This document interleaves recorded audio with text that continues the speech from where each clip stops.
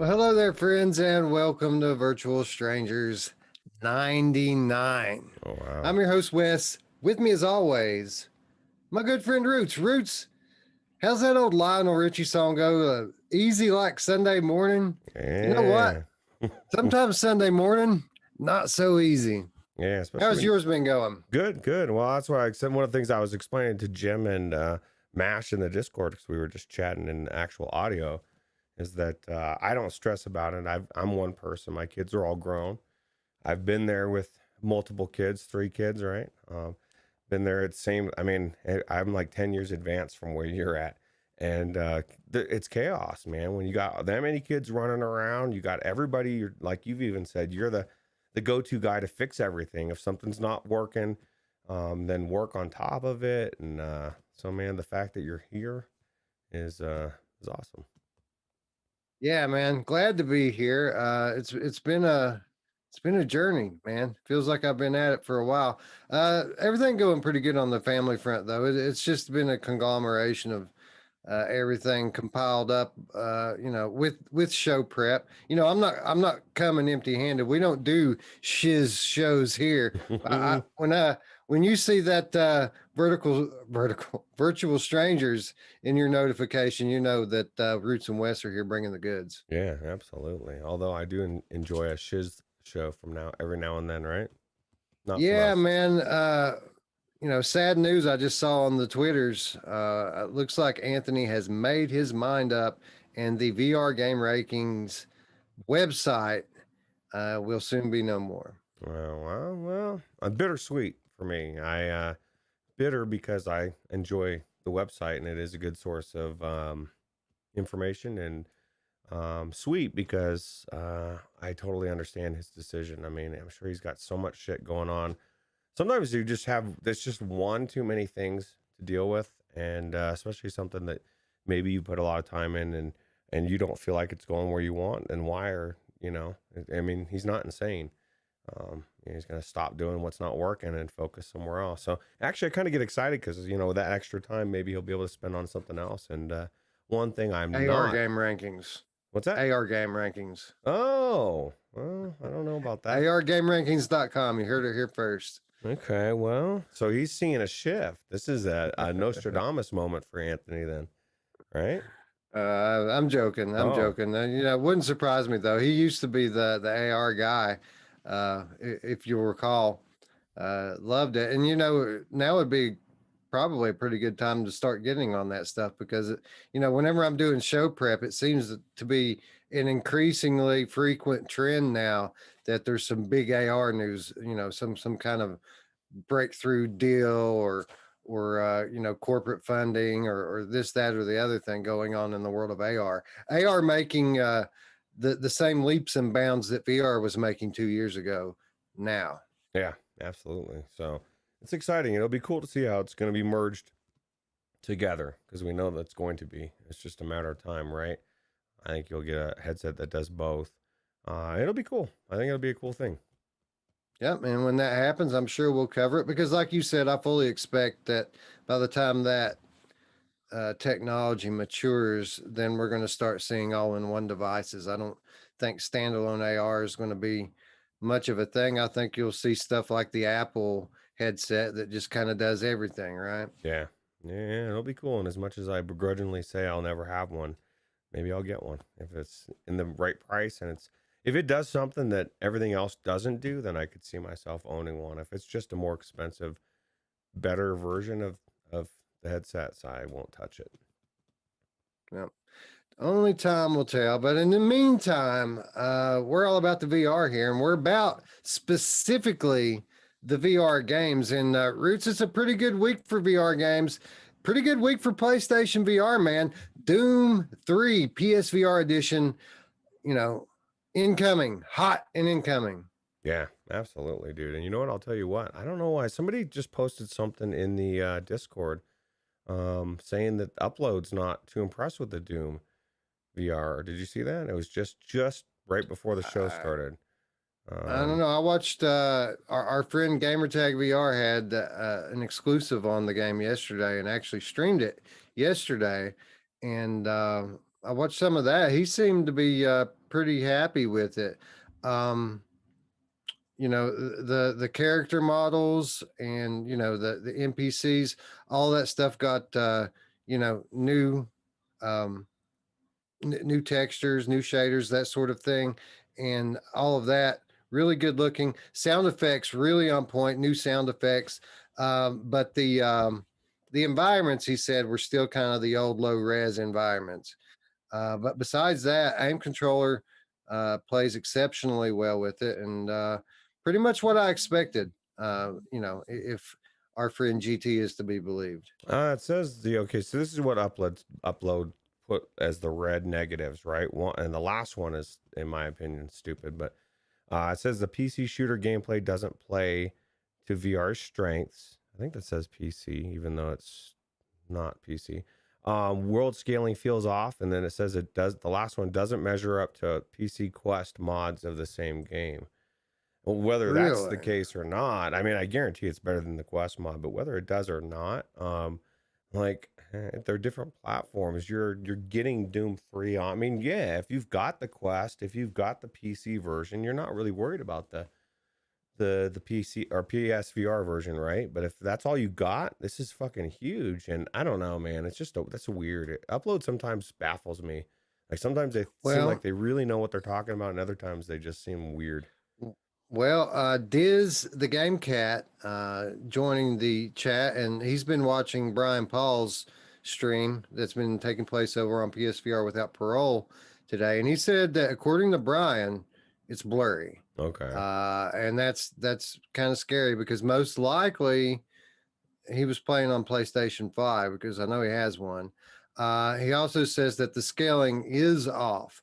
And that's not so shocking to me because I mean that's kind of the case a little bit with the Quest mod that I played. And most of these flat games that get modded into PCVR generally tend to have a little bit of scaling issues. But I mean, if Brian's bringing it up in stream, it's probably pretty significant. It makes you wonder, is there anything they can do to fix that? I know they can fix the blurriness, right? I mean, that's just a patch away. Yeah, well, that's the good thing about it is it is not enhanced for PS4 Pro or PlayStation 5 yet. So everybody's playing the OG PlayStation version of it right now, and I got to think, knowing Archiact and the quality of work that they're used to putting out over there, that I'm sure that there are updates coming that are going to fully leverage the overhead CPU power, GPU power that comes not only from PlayStation 5 but PlayStation 4 Pro. Yeah, I guess even though it's not, it's further down in the show, I might as well just have some footage going. I don't know. It looks good to me, but I'm not in the headset, so I'm just excited that the PlayStation community gets a chance to play this game in VR. The fact that With it's the aim controller. with the aim controller, the fact that it's only $20. I mean, that's the thing too. I would have expected it to be more. And I think that's why a lot of people maybe worry about it. Maybe if it'd been $30, they would have been like, oh, well, a patch is coming out. $20. Oh, shit. That's why it's only $20 because it's shit. But it's not shit. It just needs to be optimized. It sounds like, anyway. Yeah, Mash Daddy says makes you think about how great Dr. Beef is. Yeah, for sure, man. That guy's a wizard. I wish I could tell you firsthand. I haven't had my hands on Doom 3 PSVR yet. But I think that's a pretty good thing to explore going forward. We may have to do a comparison. We were already kind of planning on doing a comparison between Doom 3 PCVR versus Doom 3 Quest. Maybe we just make it a trifecta roots and do PSVR versus PCVR versus Quest and see what the differences are and similarities are. I think it's a good thing. That's a good idea. I just found some the differences, huge differences, in Cosmo Dread, bro. Like, because I played through the PC version, and Mm-hmm. man, dude, that PC version looks so good, and there's so many things going on that I didn't notice because I only played the Quest version, but like those things on the wall are like actual 3D blobs and shit, and like I don't know, man, I don't know what's going on in that game. Things are trying to kill me, Wes. and it is creepy as hell, bro. Those monsters are grotesque, aren't they? Yeah, yeah, and it seems like just every time I feel like I've got it down, I'm there's something new. And you did find the thing to craft, right? Or just Yes, all I over the did. place. I figured out there was a couple of things that I said were missing during our initial talk that was really just me not noticing it. The fabrication machine was one of those things because when I first went into that common area, whatever it's called, the first the first big room you come into that has the fabrication machine, there was no battery Oh, in the slot, so everything was powered down and super dark, and I just didn't see it. But after the show, and when I went back in the next time, I walked in that room and it was lit, and it's a whole different look when the lights are on, and I had no issue finding that the second time around. Also, the map screen when you die that shows you the map you covered.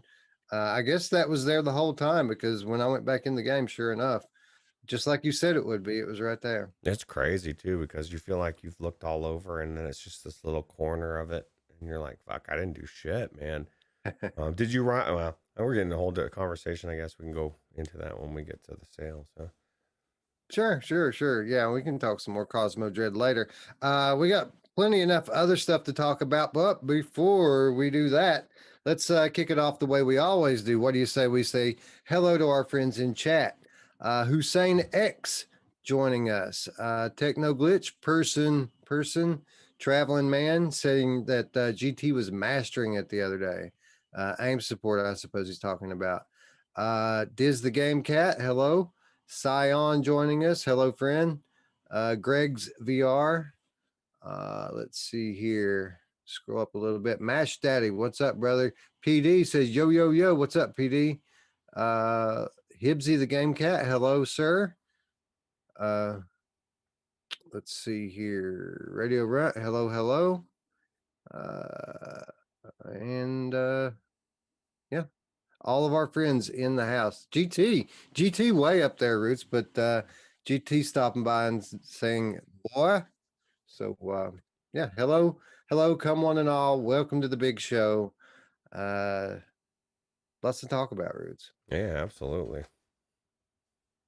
Anyway, why do you say we kick it off by before we get into the news, I wanted to take a moment to recognize and notice something that really the VR community has been celebrating all week, and that is the 1 year birthday of Half-Life Alyx. And it seems like that thing came out just yesterday, but really, when you look back at the totality of what it's meant uh, for VR as a platform, but even within our bubble, with regards to how it's raised the bar with regards to quality, and how it's how the mods the Source 2 engine continues to keep us in fresh content.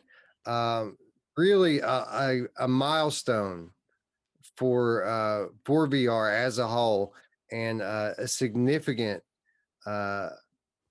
as significant a game as we've ever seen since I've been enjoying VR. Yeah, yeah, it's still one of the best games, if not the best game, um, on the PCVR platform.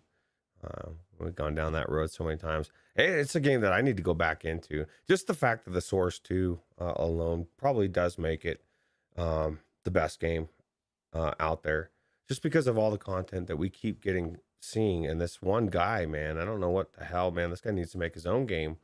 But it's like every time he releases something, it seems to be, I haven't played them all, but from what you said, it seems to be better each time, right? Each one of them good in their own rights.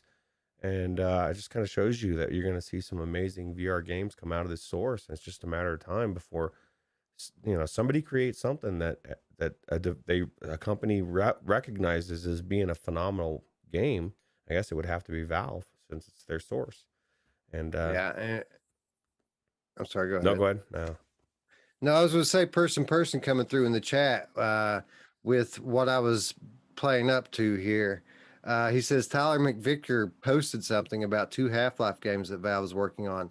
Yeah, that was kind of my sideways reasoning for putting this at the top before we even get into the news, because our favorite attention whore, Tyler McVicker, has come out and pretty much stated that Valve has leaked a new Half-Life game, and that it appears to be a sequel to Half-Life Alyx. He did not give any specifics as of yet. Only to his Patreons. His patrons have gotten the scoop from him. But he says that he's going to spill the beans publicly tomorrow. So is it something? Is it not? I don't know, but it's, you know, everything I just said about Half-Life Alyx and its significance to our platform is true. So if there's even a possibility that this news is legitimate, it's an exciting thing and it's worth our attention. So what do you think the sequel would be? Because they left it right before Half-Life 3. Yeah, I guess it would have to be, right? Half-Life 3, exactly. Yeah. Yeah. Okay, so let me ask you the real question, Wes. Is it going to piss people off, the flatties? Is it going to be a VR game only? I know that you don't know the answer to that question, but what are your thoughts? Do you think they would be smart to just go VR, or do you think that their pressure right now would be flat as well, right? I would say that it isn't a given that there's going to be VR support for it. That's what Well, I would say. yeah, I guess it depends. It depends on it if it's not a given, but if what you just said is true, which it is, if Valve is aware of how successful the VR game was, why would they not make it VR? Why would you decide to? Would be my better question. Why would you say in interviews that VR was what reinvigorated you into making games again? That you pretty much were done making games before virtual reality. It breathed new life into you. The game is successful, and then you say, we're not going to do VR anymore. That doesn't make sense to me. I would say I would think it would have to be VR, but to make them want to do it. I would think that it would be a flat game with VR mode if I had to guess. Because here's my reasoning with it is, if it was really all about VR for Valve, then why didn't they just make Half-Life 3 to begin with and just make Half-Life 3 VR? The reason why is they know that their fans would lynch them if they were to do something like that. So I do think that they are aware of this, and I don't think that they want to turn the public opinion on them. Hopefully, they're able to bring enough people into VR that they could get away with making Half-Life 3 VR only, but I don't think that that would ever really happen. I definitely wouldn't think it would be VR only, but I definitely think it's going to be, if it's going to be, VR is going to be included, in my opinion. Just because of the success, because the VR community, they've made a game that like revolutionized the whole gaming industry, right? From what Scion, Drilla, and everybody says, which it is. It's an amazing game. Why not make a sequel to it, or at least do what I think is going to start happening with most games, just making it simultaneous. One version for the flatties, another version for the VR people.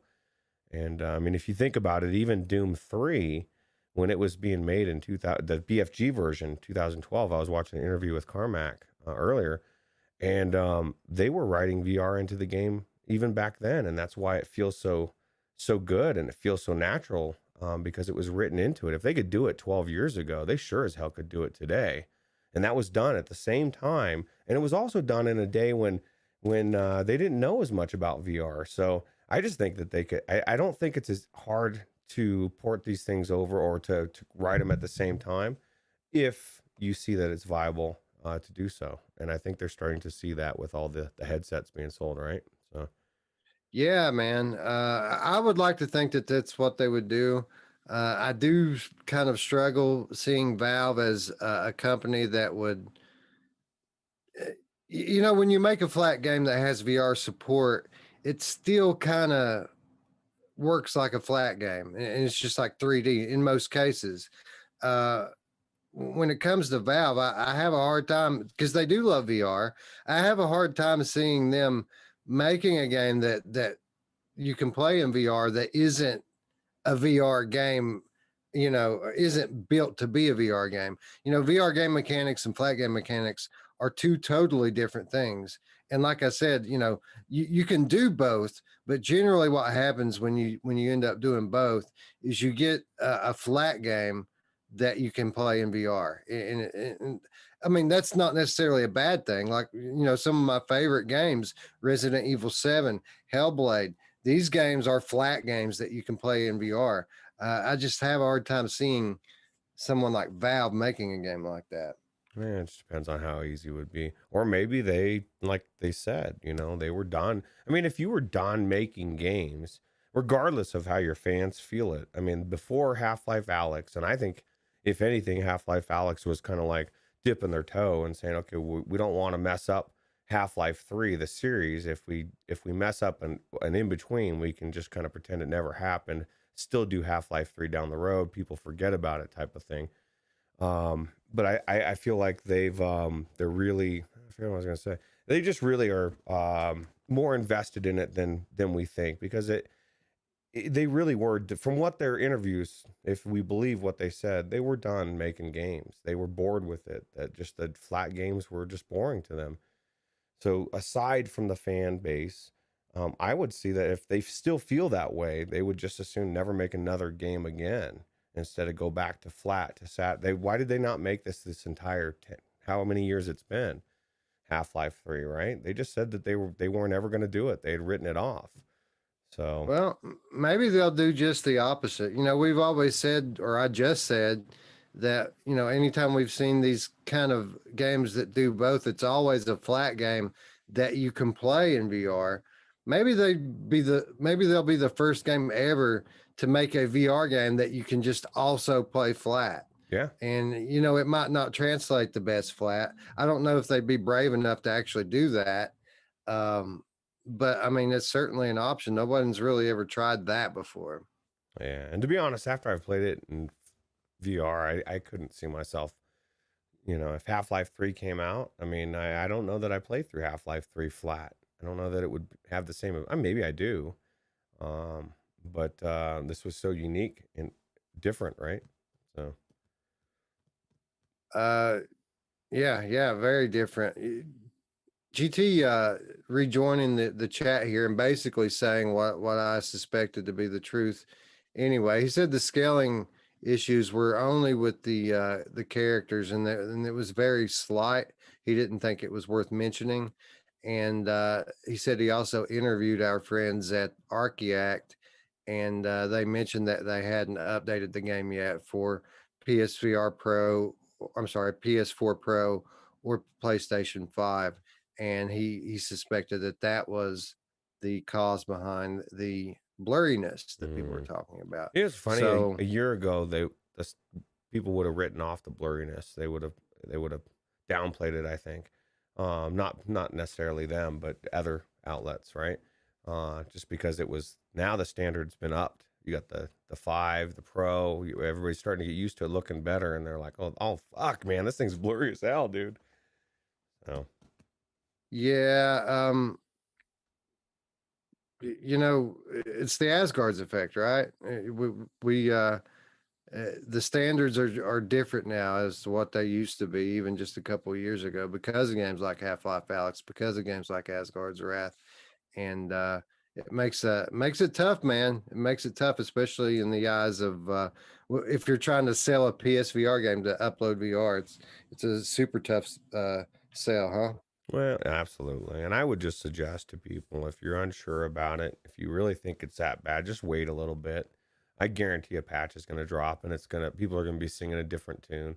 And no, it's not a knock to upload, man. We need to know what it looks like. If it's blurry, we need, or PSVR without Pro, we need to know it's blurry. It's just, and then the devs can fix it, right? That's how you get it fixed, is they get pressured, kind of. So. Yeah, I fully expect that again that we'll see an update for PlayStation 4 Pro very soon. It's not going to deter me from playing the game. I'm still going to check it out. Yeah. Yeah, I don't blame you. My thing is I want to check out the Quest version again because I was kind of impressed with the way it was, and the gameplay alone was amazing. So, Yeah, I agree. I agree. Anyway, let's talk a little more PlayStation VR and kick into the news here.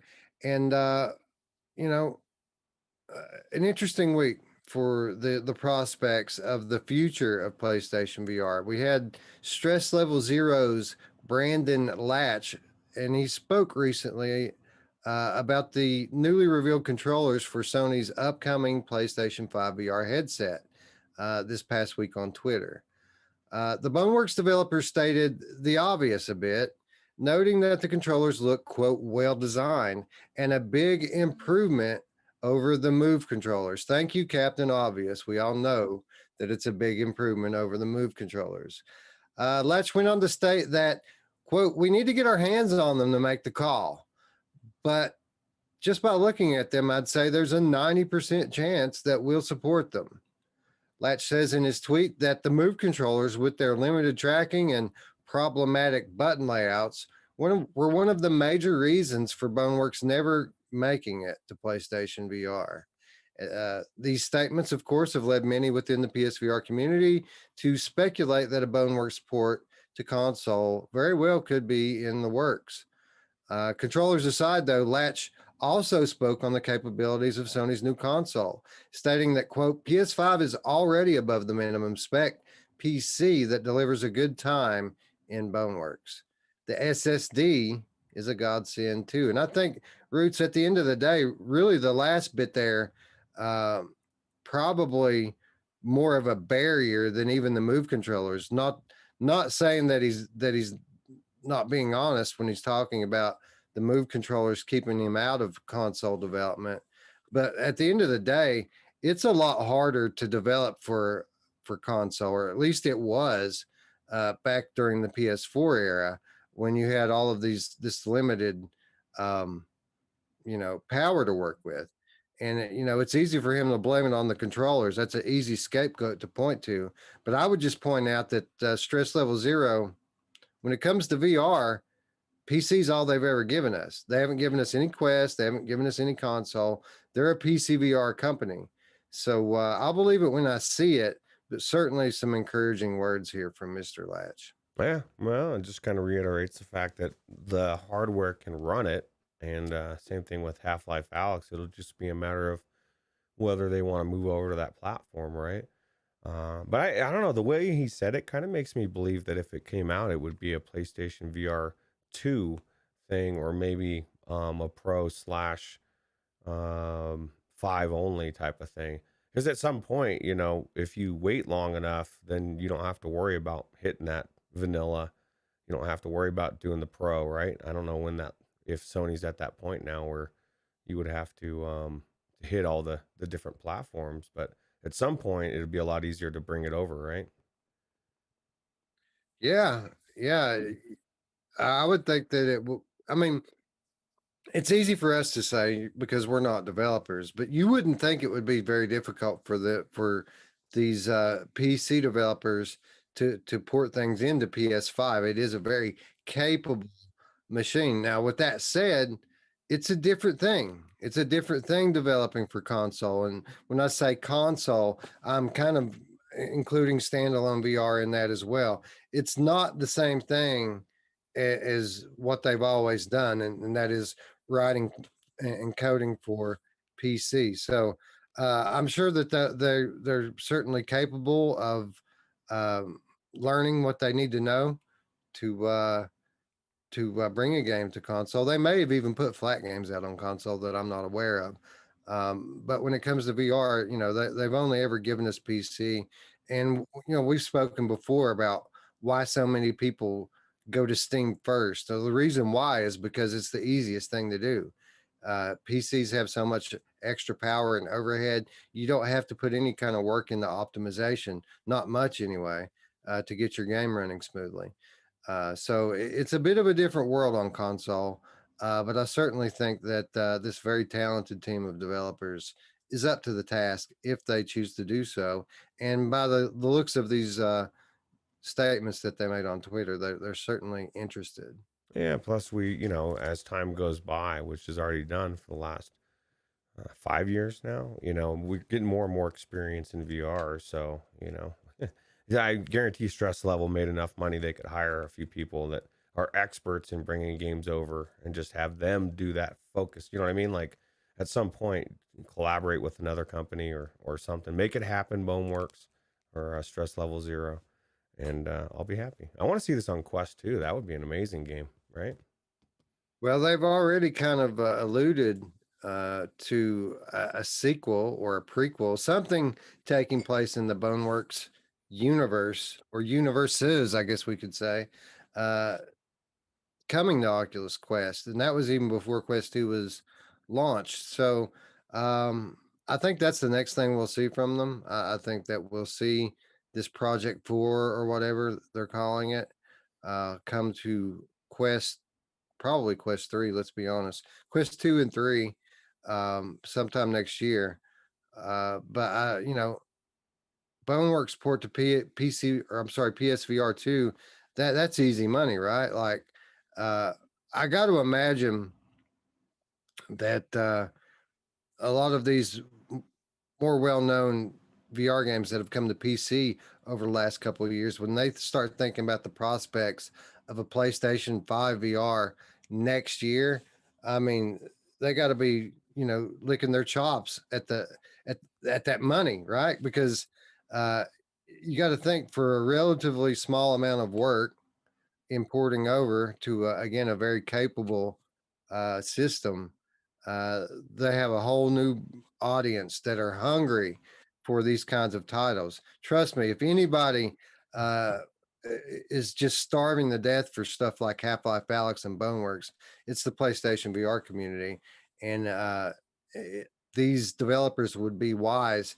to begin work now to bring their games over when the console hits the general public. Oh yeah, any game that you haven't been able to get a hold of on PlayStation VR that has been amazing for PC VR is been on the radar of every person with a PlayStation VR, right? With envy. So as soon as it comes, it's like, yeah, we made it, dude. They're gonna fucking flip over this game, and hopefully, it won't be a tech demo anymore. They'll put a story in there or something. That'd be nice. Yeah, how about that? Stress Level Zero. Give us a story, bro. Pull us through your Yeah, man. experience. Yeah, hire some riders, man. Come on. Yeah, what's wrong with you? Although your game is amazing in every other respect. So who am Yeah, I I'm to just kind trash of it? tongue in cheek. Yeah, I actually kind of like the little backstory that they're weaving here, but that really wasn't my issue with Boneworks. My issue with Boneworks is uh, how overdone the physics are. That they don't factor in the user's inability to feel. And we've had long discussions about this on the show before. I don't want to go down that road again, but if you're going to make one-to-one gravity, you have to kind of code in uh, the the the user's in-game representation ability to feel what you're handling, the ability to stop pulling on a drawer when it's open all the way, because in real life you just feel that, but in Boneworks you don't, and they don't compensate for that by allowing you to stop. Instead, they have you pull the whole cabinet over. That These are the sorts of things that bother me about Boneworks.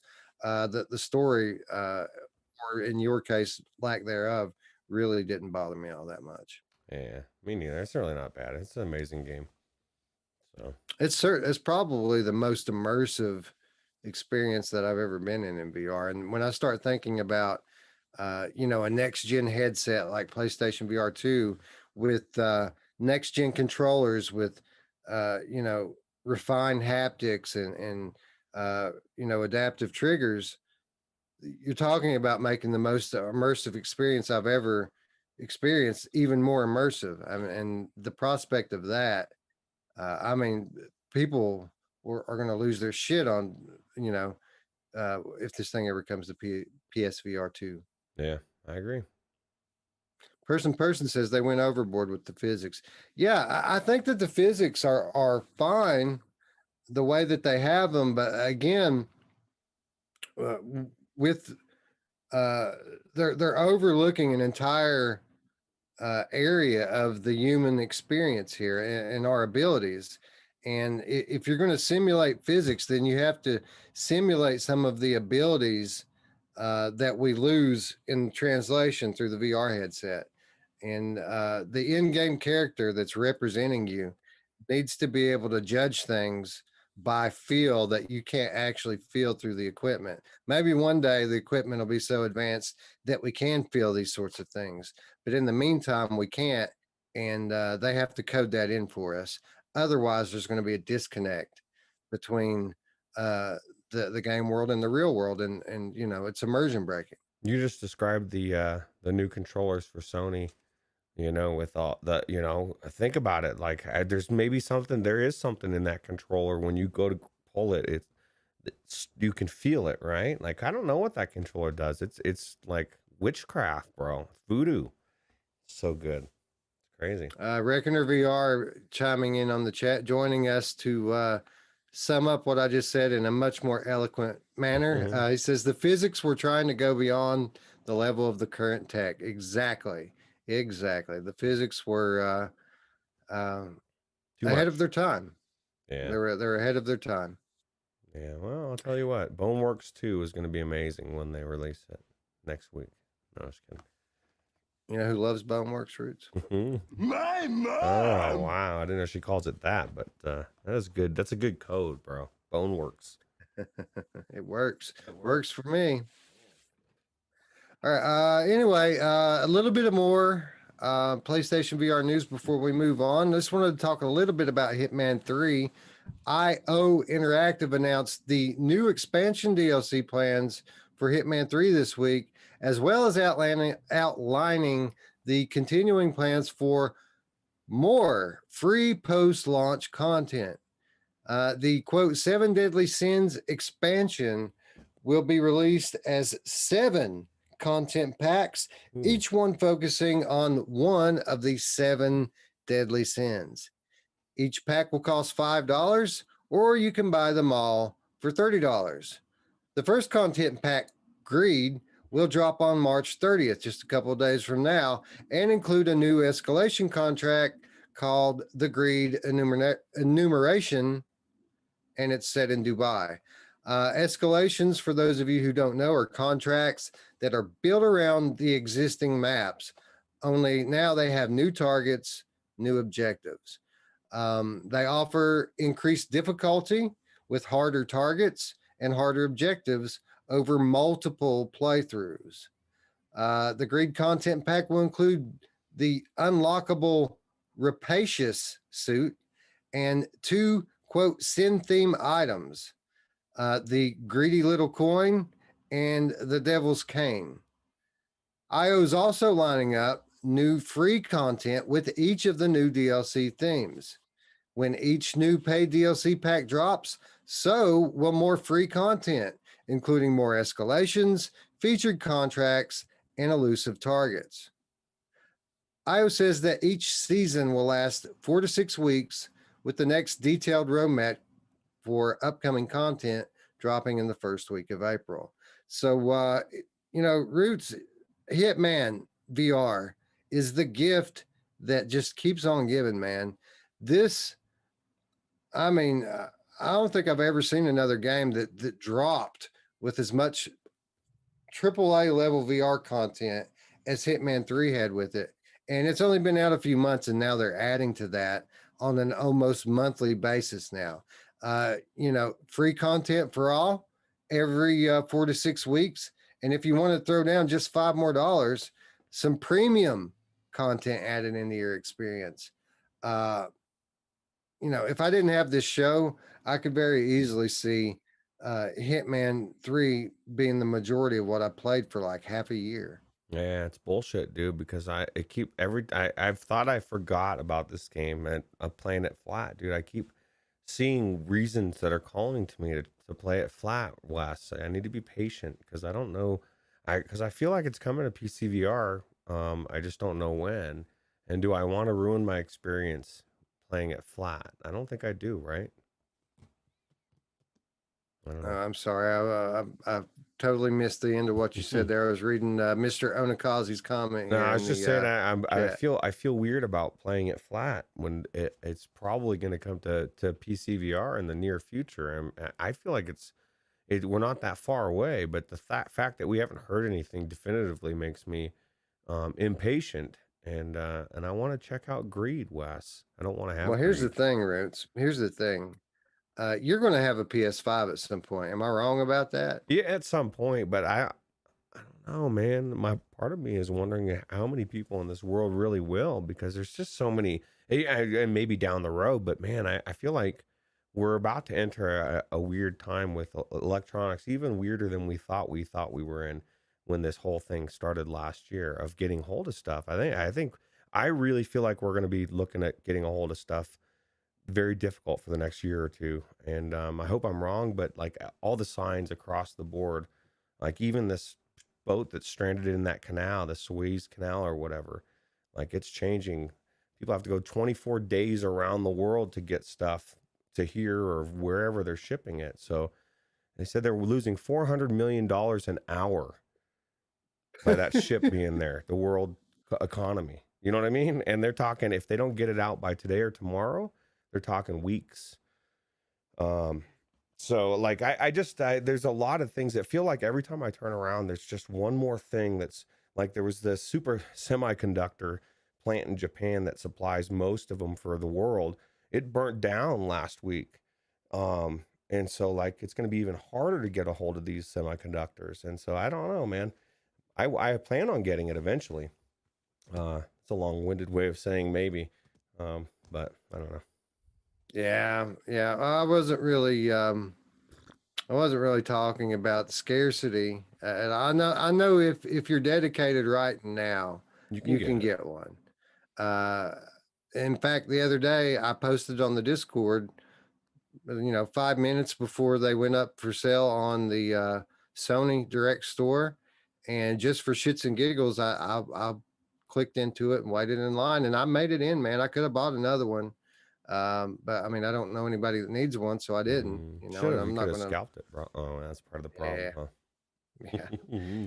But fastest selling console in history. They've already sold more of them than any other console has ever sold at this point in its life cycle. So people are getting them. But my point being is you don't want to ruin this thing by playing it flat. You don't even want to play it on Vorpex. You're going to play it at some point, whether it comes to That's PC or true. not. So that was really my whole point is you just you need to hang in there. Yeah. Well, Mash Daddy says he needs you to work your magic and help him get a PS5. See, my thing Dude, is I would need the notification from Wes at the same time that I've got the funding to do it. Then I could slap it in there. I could get one. I would get one too, just because I would love to play through some of the like just the Astrobot game, right? But yeah, man. That reminds me, I need to get my stuff back to GameFly. I've been stuck on these same two games since I first got my PS5, and it's time to move on. I want to play Demon Souls, Roots. yeah, dude, I want to play Demon Souls as well, bro. Paradise Decay says I'm still trying to get a PS5. You guys need to keep your Discord notifications turned on, man. Whenever I see it come up, I share it.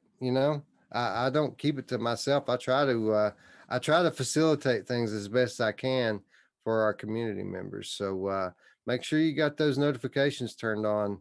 Make sure if I say at here that it'll come to your phone. I don't always ping the at everyone. I try not to do that, but I do hit the here. Mm-hmm. So anybody that's logged into the Discord will get the ping, and it doesn't happen often, but I do catch them coming into stock occasionally, and I do share it when I do. Nice. Well, hopefully we got a whole handful of people that need them.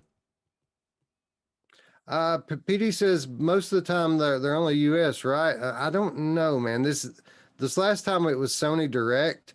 I don't know if they have a different process for the European store. They probably do. You're probably right. But I don't know. I'm not sure. Yeah, me neither.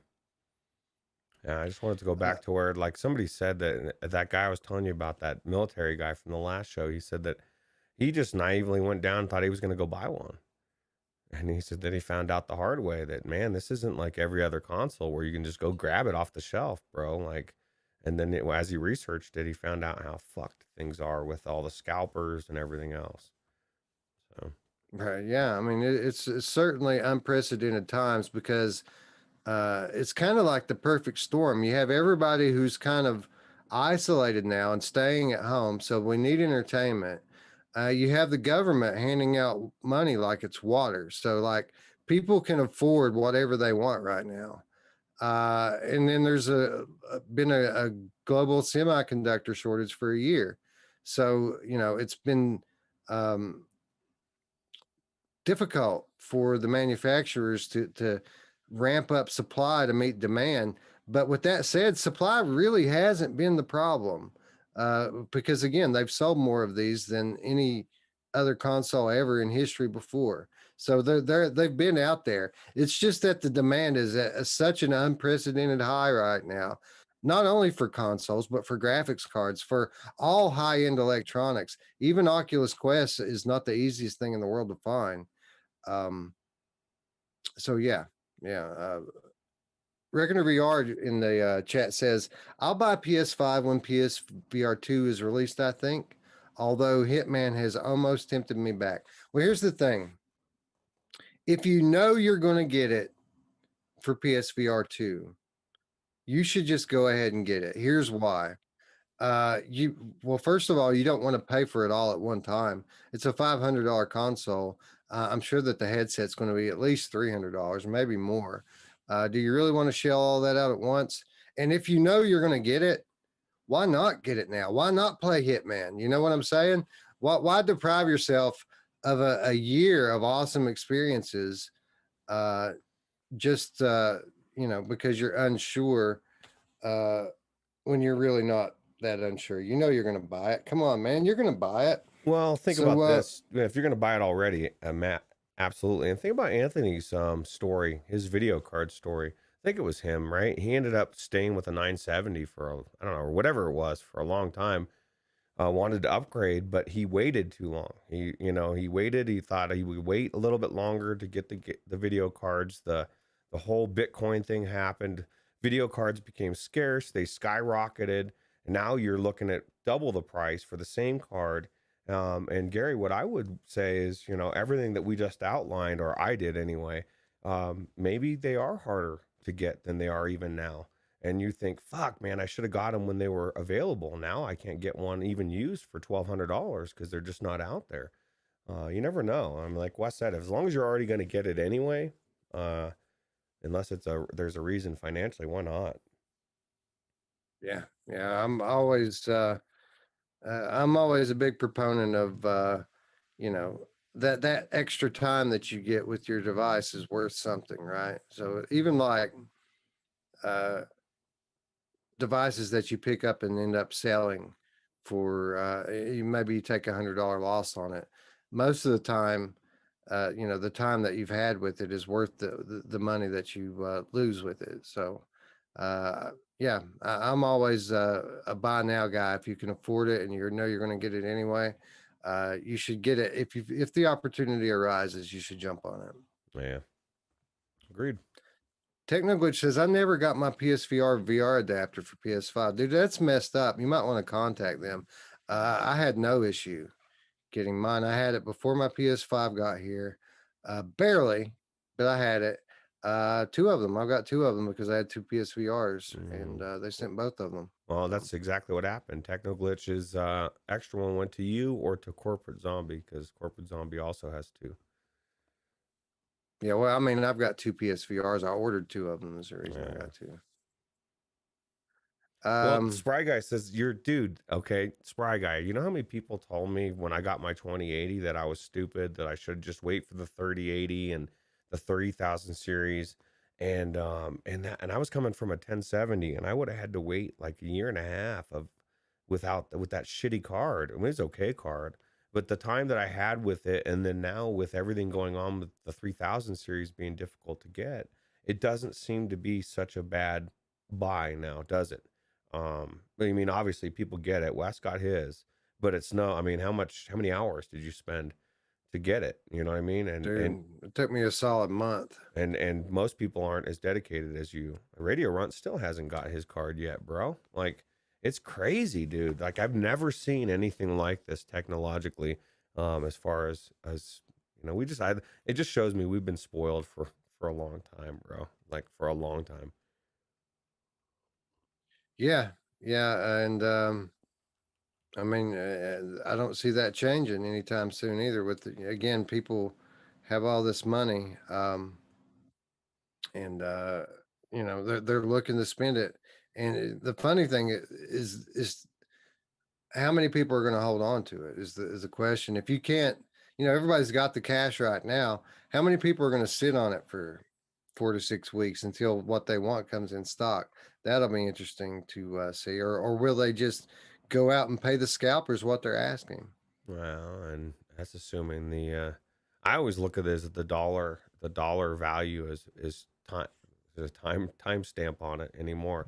Though, like you said, they're throwing money around like it's water, bro. At some point, it's gonna catch up to the buying power. So I don't even know, in today's day and age, you're smart to buy stuff now. You may end up having something worth more 6 months or a year from now just because of inflation. So kind of locking in the price. Yeah, that's true. Because again, um, I didn't have to go out of pocket a whole lot with all this stuff I bought. I bought a new console, bought the new graphics cards, got new headsets, but I didn't really have to spend very much money on it because I sold my stuff at a profit. Stuff Mhm. I've had for years. Sold my Rift S for a profit. Sold my capture card for a profit. Sold my Oculus Quest 1 on the day that Oculus Quest 2 got announced for $300. You know what I mean? So, yeah, what you're saying is absolutely true. These things are actually going up in value. So, it's kind of like an investment. Yeah, absolutely. For sure. Anyway, let's try to get this thing back on the rails and let's talk some Mhm. more games here. Oh man. Let's try to steer away from PSVR so Scion can come back and rejoin the chat. Let's talk a little PCVR. Let's talk about Warhammer Age of Sigmar Tempest Fall. Man, when is there ever going to be a Warhammer game that just has like 2 words? I I don't look know. forward to that day. Well, it's funny because there's Uh, so many different things that makes you wonder what the title is. Because like I get them all confused, to be honest. Yeah. Yeah, well, that's it. There's like so many different like subgenres of Warhammer game, and they're like different, even down to the gameplay mechanics are different from what I understand. So it's going to be interesting to see how this one differs from the last one. But the Wizards, Dark Times developer Carbon Studio revealed in October 2020 that they would be developing the next VR game from the Warhammer franchise. They followed the announcement with a short teaser trailer towards the end of last year, and now we have a full new cinematic trailer for Warhammer Age of Sigmar Tempest Fall. The game is set in one of the newer eras of the Warhammer series, with a strong focus on magic and the supernatural. The game will feature first person combat and it will utilize gesture based weapons, uh, a gesture-based weapon system. Warhammer The Age of Sigmar Tempest Fall is scheduled to release this summer for both PCVR and Oculus Quest headsets. Roots, uh, gesture-based weapon system, first-person combat. Could they have gotten anybody more well-suited for this job than the people at Carbon Studio? No, it's amazing, dude. It's funny. Of all the studios that I would want to do that, their game was so good. The Wizards Dark Times, man. The last Warhammer game, if I remember, wasn't the best. So when I heard this one, I was like, ugh. But then I found out it was Carbon Studios, and I was like, I'm interested again. I really enjoyed that game, and it's on my list of games for the Beat It Challenge for a reason, right? It's good, so that's kind of exciting. Yeah, man. Yeah, yeah. And, the I'm interested, right? Because we never got the Wizards Dark Times for Oculus Quest. And I feel like Carbon Studios, if they weren't limited by the first generation Quest, that would be a reality. I think that they could have pulled off the Wizards Dark Times, as beautiful as it is. I think they could have pulled it off on Quest 2. Uh, and reading what we know about Warhammer Age of Sigmar Tempest Fall, this is going to be an Oculus Quest game. So I'm interested to see what this game's going to look like, to see what it's going to look like. And, this is a cinematic trailer. The next one's going to be a gameplay trailer. I'm interested in seeing how this game is going to look. And I'm fairly confident that it's going to be a beautiful game, judging off of Carbon Studios' body of work. Yeah, well, I think so too. I think people were confused. They thought there was Lenny Kravitz in this trailer, and that was me trying to open up my. I was trying to pull up my Twitch to give Reckoner VR my mug. He was asking where to pick up the mug, so I was trying to pull up Twitch to get the link, and Lenny Kravitz just popped on and tried to be rude and just came into the stream. So hopefully that doesn't give us a strike, but we'll see. I think we'll be all right. Yeah, I think so I too. think that the overlords haven't stricken us down yet, so I think we got away with it. Yeah, well, it was quick. It was a brief second. Wow, it was about 2 seconds. So Anyway, from what I could tell, this thing going to be a very different type of game from even the Warhammer 40K Battle Sister game that came out for Quest not that long ago. That game, by the way, just recently got a big graphical upgrade for the Quest 2 and is really now looking really good. Yeah. But again, this Warhammer franchise is just so far reaching. This game looks very different from that one, and I got to imagine we'll probably have another one in 3 months that looks very different than this one. I don't know, man. This one looks amazing. Just the way that those skeletons look, and somebody said something about cell shaded graphics. Does it look cell shaded graphics to you, or maybe they were talking about something else? Yeah, I don't see it, bro. It looks pretty legit from here. Yeah. Yeah, so I don't know, man. It looks amazing, and hopefully the gameplay will be just as amazing. I wasn't too impressed with what people said on the Warhammer. I didn't play it, so the Quest 2 versions, hopefully whatever problems people have with it are fixed. So Yeah, I haven't played it yet either, but I don't know, it looks pretty good. I'd be interested in playing it. I'm just, I'm not going to go out and buy more games to play when I've already got a list like 3 miles long. I keep But doing I'm that, sure Wes. I have a I'll problem. check it out one day. When they port it to PC and it comes to Viveport Infinity, I'll play it. Yeah, dude, man, there's Cosmo Dread, bro. That's a little spoiler for later on the show, but man, what a pickup for Infinity, right? For sure. For sure. Mash Daddy Cool says this game looks great. Just wishlisted. So he's getting out in front of the wishlist segment. It's Yeah, it looks amazing. I can't wait, man. Scion VR said this is just a cinematic trailer. The actual game will be cell shaded crap. So just because it's a Oculus Quest game, Scion has already deemed it cell shaded just based on that. Man, he's missing out, dude. Think about this, okay? The person that's like, I'm just not the Quest. It's only cell shaded crap, and they don't get to experience Crashland, bro, which is in my opinion, Right. one of the best, if not the best, wave shooter, whatever you want to call it. It's just so good, man. It's not on the Link store, bro. I don't know. It is not. I wish it would be. I'd love to see what that guy could do with some real horsepower behind him. It's got to come. Because that game's amazing. It's got to come to the PC. It has to. So. I agree. Anyway, let's move along. Let's talk a little bit more PCVR. Let's talk. Roots, people in the Discord keep bringing up this. Is it GangV or Gang5? Is that a Roman numeral or is it just the letter V? I think it's a 5. I think it's supposed to be.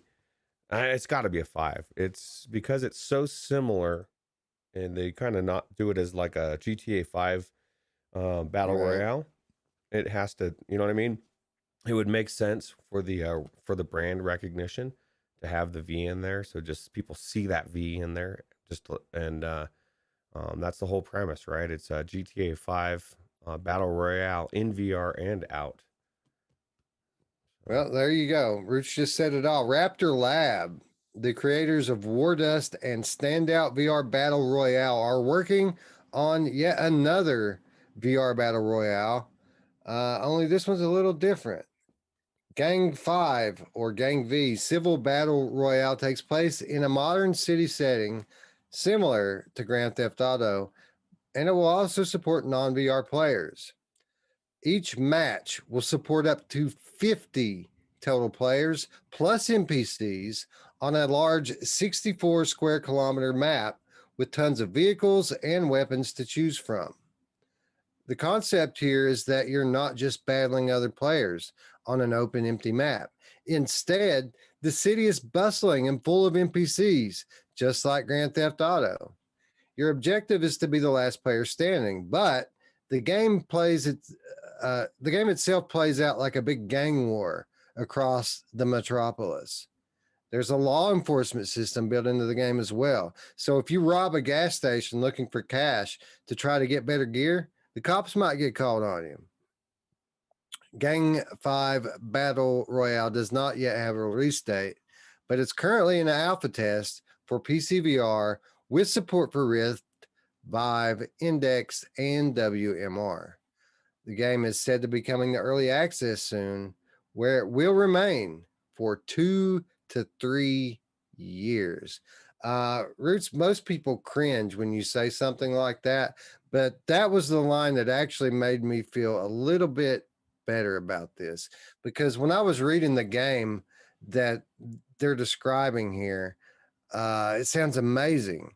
It sounds too amazing. It sounds like they're biting off a little bit too much here.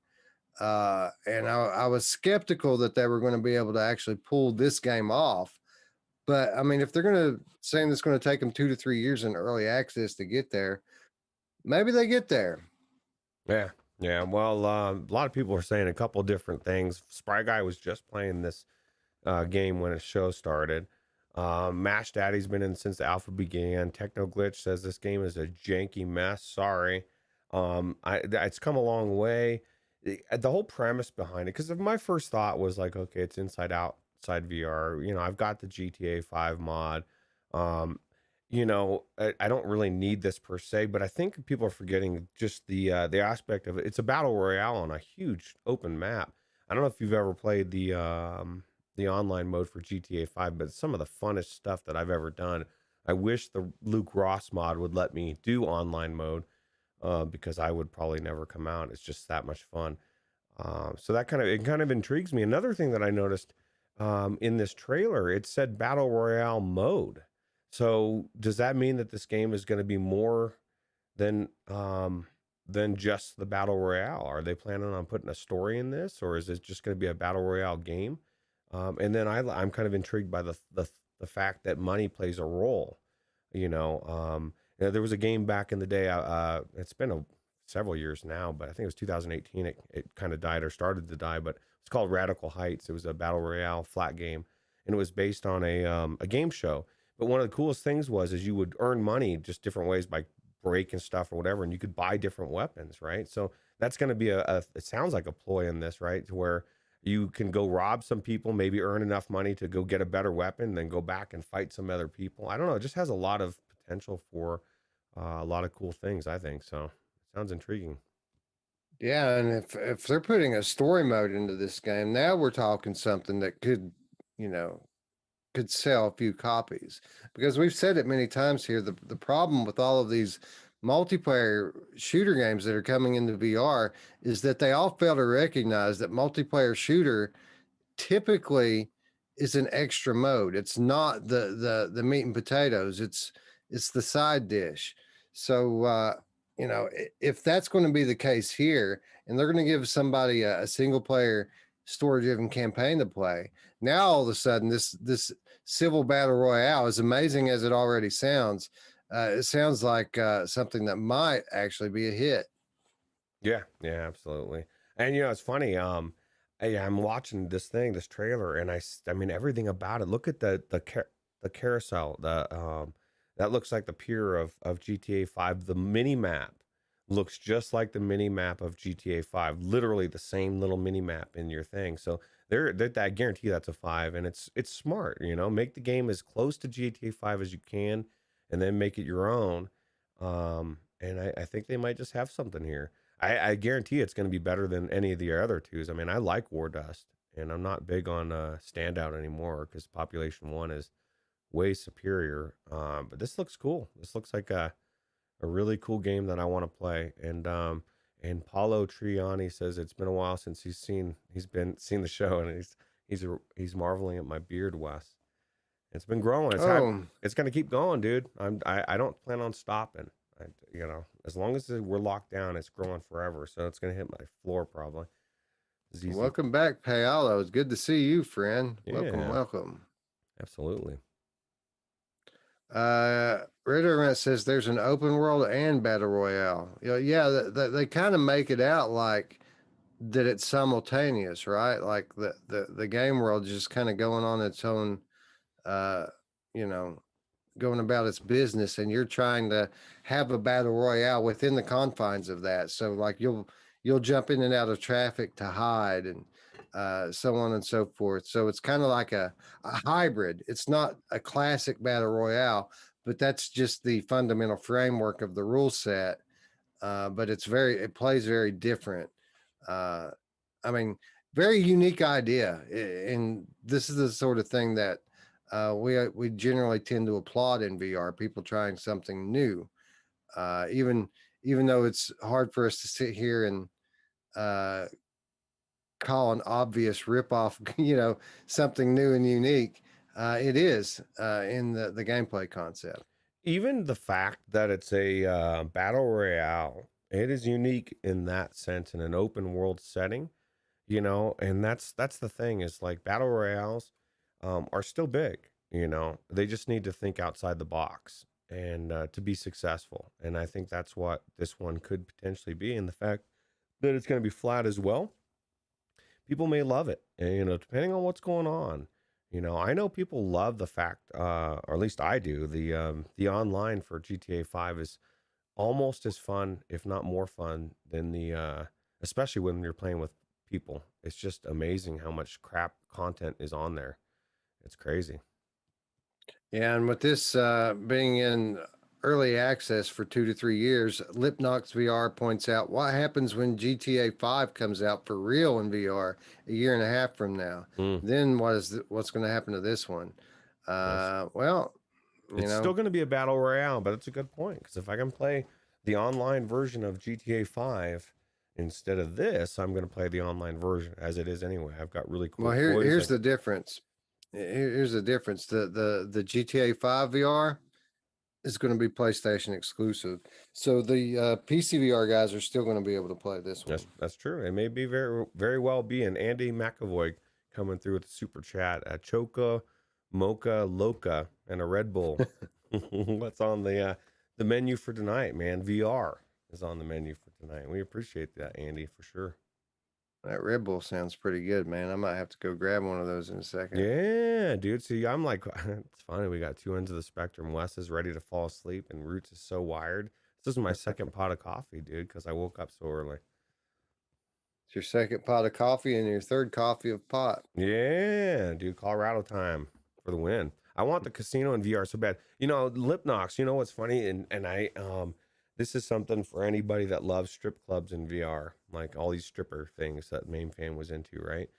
What was that one that Paradise something or whatever? Yeah, VR Paradise. VR Paradise. I'll tell you what, go into Grand Theft Auto in the Luke Ross mod and go to the strip club, and you tell me that it doesn't blow away any of those cheesy VR things, man. Like, these girls know what they're doing, bro. And you have to you actually can try to get the girls to like you, and you touch them, but then the bouncer comes and you have to stop. Otherwise he gets pissed and they kick you out. So like real life. Yeah, it's just like real life. But I was actually impressed with not only the strippers, but the hookers you could pick up on the side of the road. Not saying I did that, but they're there. They're there. Lipnox VR says Vertimate. Yeah, 100%. Yeah, absolutely. While we're on the topic of VR shooters, I thought that we would really quickly mention Axe Labs' debut VR title, Vail VR. It's now listed on the Steam store, where you can request access to an ongoing alpha test. Let me ask you, Roots, what happened to the beta test? It seems like everybody now all of a sudden just does alpha testing, and betas are a thing of the past. I don't. It's weird because alpha comes first, right? So like alpha is like the early stage, and then the beta. I don't know the difference between the two, but it does seem like there's a lot more alpha modes going on than there used to be, which is weird. I don't know if that just means they're giving themselves more time. Did you see? I think it was Gorilla that posted that comic in the Discord about the devs. The one dev's like, "Oh shit, we screwed up. We ran out of money. We ran out of time." And the other dev Yeah. just like slaps a sticker on for early access, and they're like, "Yeah," they're like partying because they're making all this money. That's pretty telling. That's pretty good. Yeah. Yeah, it was funny.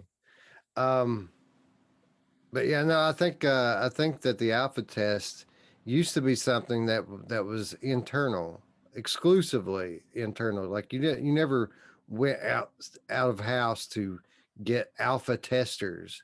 Alpha is something that you work through before you went and got external testers. But it just seems like the definition is changing.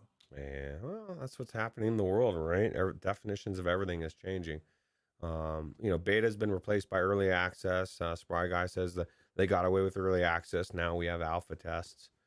And I guess that's a good point.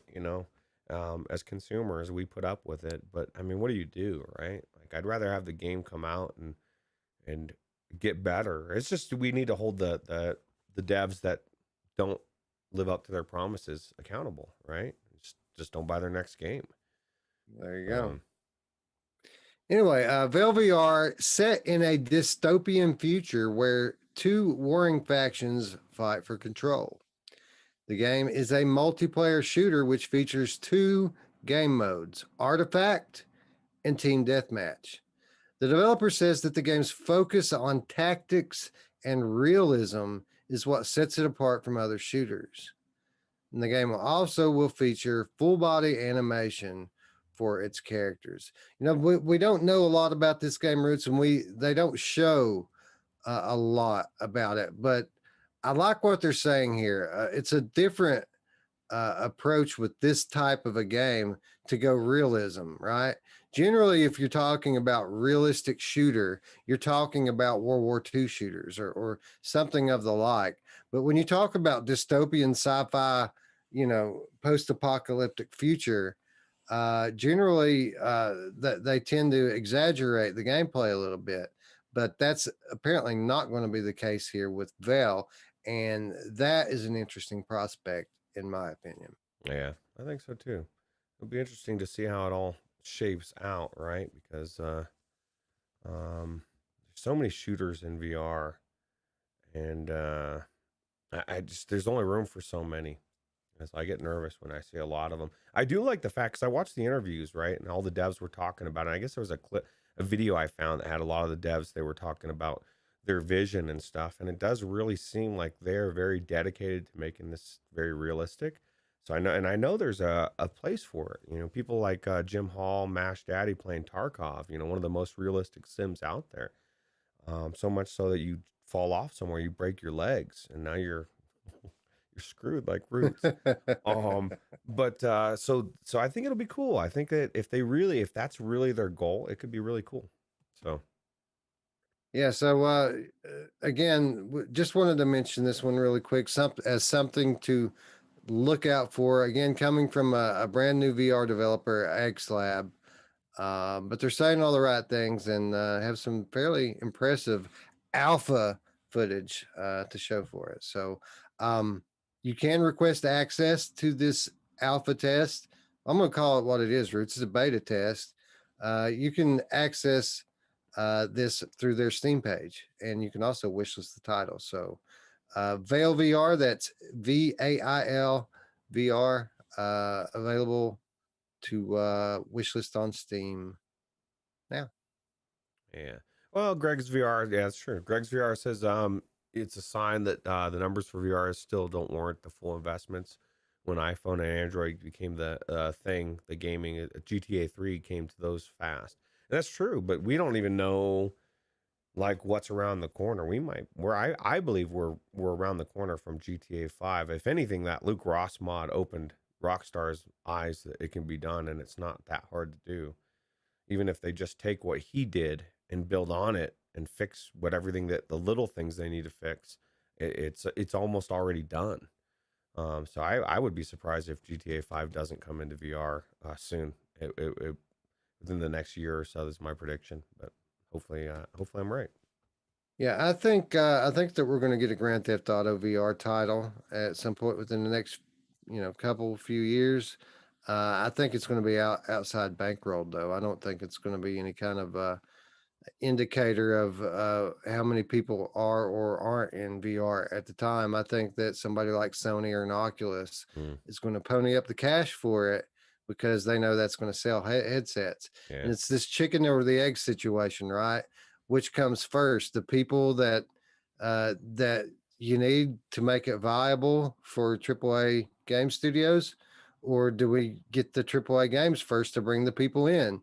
Right? It's kind of a catch 22. Well, not a catch 22. Sorry, but it's an interesting situation where you need the money to get the devs, you need the games to get the money. So what comes first, and what's going to come first is investment.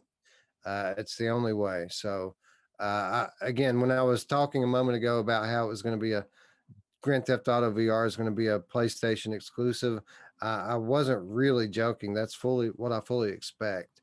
So only time will tell. Yeah, somebody's gonna be paying for it, and you're right. Those titles out there that they know are just gonna draw people in, and I see it every day. I see it in excitement when I tell people about the Quest 2, and then I mention the. I have had to change how I mention it to people, by the way, Wes. I mentioned the GTA 5 mod, and then they misconstrue that you can play it on the standalone, and I have to tell them, oh, well, you need a computer for that, and then their heart is ripped back out, and they're screwed. But so I don't know. It's an exciting time either way. Yeah, you have to kind of try to talk to people in terms of the Quest 2 library, and there's enough amazing stuff in the Quest 2 library to win pretty much anybody over anyway. Yeah, Science says Oculus will fund it and ruin it. Yeah, because they suck. They ruin everything, right? Yeah, dude. You'd think Echo VR wasn't funded by Oculus, right? Shut up, man. That don't count. Yeah. That was Oculus before. Yeah, that was Quest. before Quest came out and ruined everything, right? Yeah, that's not really Oculus. He's talking about Facebook. CV1's not Facebook, man. Yeah. See, I'm looking into the past. I see a football game of kids playing, and I see Scion grabbing his football and going home, saying, fuck you guys, bro. And takes his football home, and everyone's like, dude, we can't play now, bro.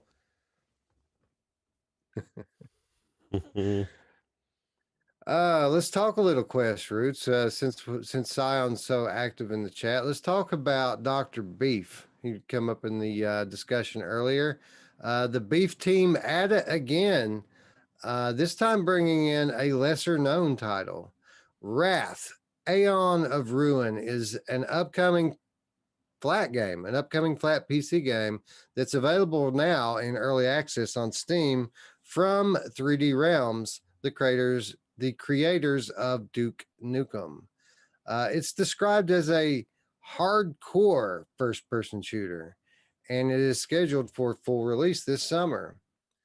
It's also the subject of Team Beef's newest project, which will see the game adapted for VR and playable on Oculus Quest. Ooh. Wrath, Aeon of Ruin is heavily inspired by the Quake franchise and is being built by veterans of the series on an old Quake engine. Since the engine being used is an old open source engine, it will allow for modders such as Team Beef to make the game their own. Dr. Beef himself is not working on this port, but it's being carried out by his good friend and associate Baggy G. there's currently no release date except for it'll be ready when it's ready sometime this year. Roots, you know, Dr. Beef has become somewhat notorious for bringing us some of the better experiences on Quest by bringing these old games into today's technology. But this is kind of a different thing. This is a new game. We're actually going to get a modern game from these guys, and that alone piques my interest. Yeah, I think it looks cool, man. It looks like kind of like somebody said, a mix between Duke and Quake 2 fusion, like they mixed them together. I know Cyan doesn't like Quake. This one, it looks good. I can't lie. It looks exciting to try. Yeah, man, if you're into this sort of game, I mean, if it's not just all about the nostalgia of playing your favorite game and you really do like the gameplay mechanics, this thing looks awesome. And, knowing the way that this team works, we're not going to have to wait long on this at all. And I'd be surprised if they even charge anything for it.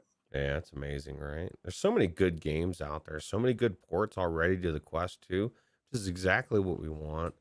There's something to be said. Well, people we know how Half-Life Alyx, like the nostalgia of people were crying and shit, dude. Like, I mean, Yeah. there's something about something that you playing through. So now, granted, this is a new thing, but it's very similar.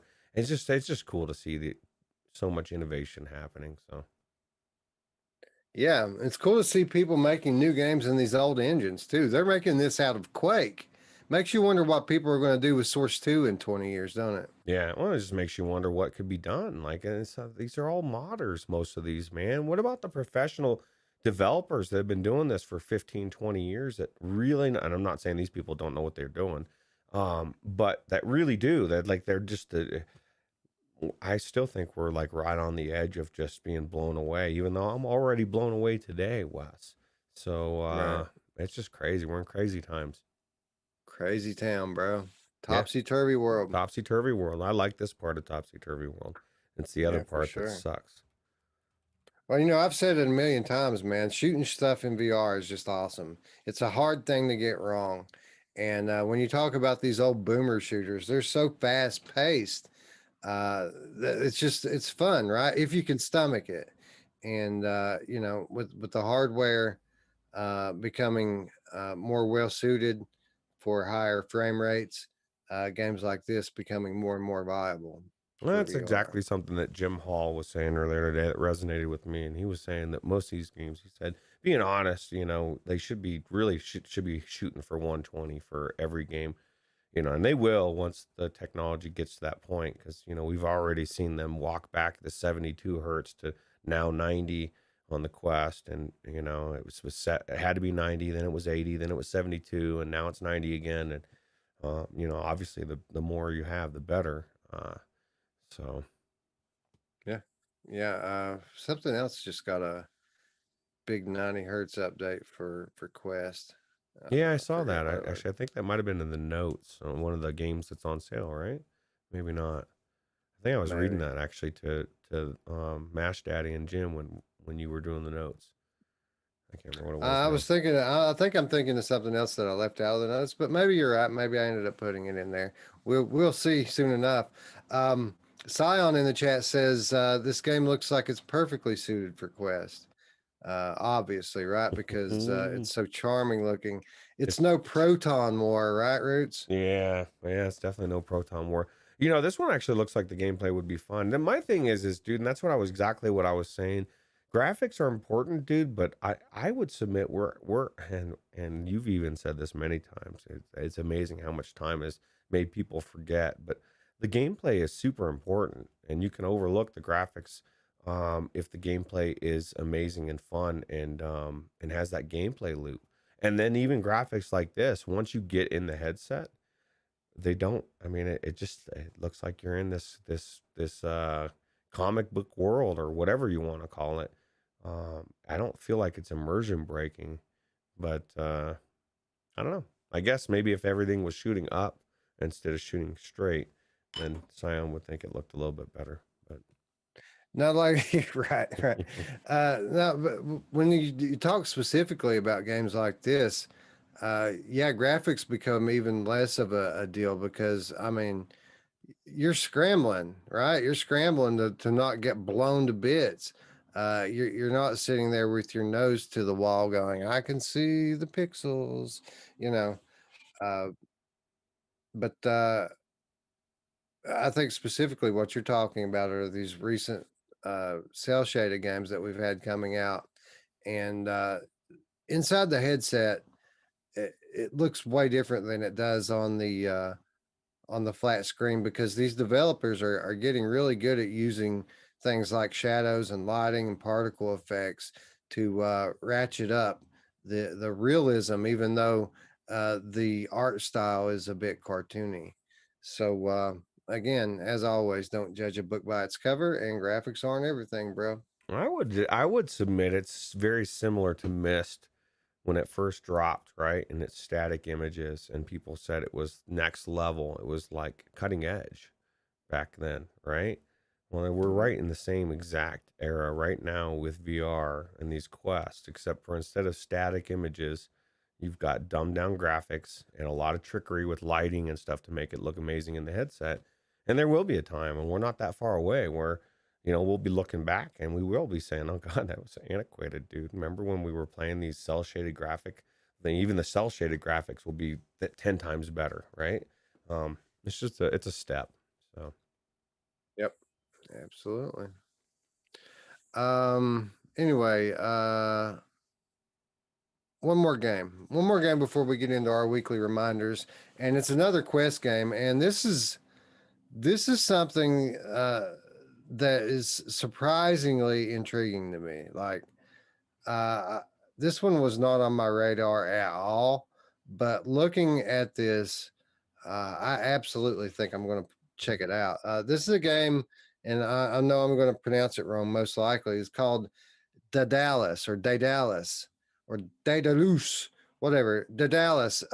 Before Vertical Robot made its mark in the VR gaming world with the release of Red Matter, they released a surreal VR title by the name of Daedalus, which was released on Oculus Go and Gear VR, as well as Viveport.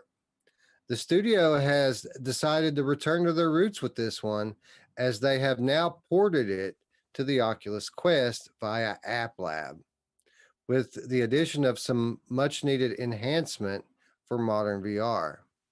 This mobile VR classic on Oculus Quest has been updated with 6DOF support, 4K textures, increased render resolution, as well as 90 hertz frame rates for smoother gameplay.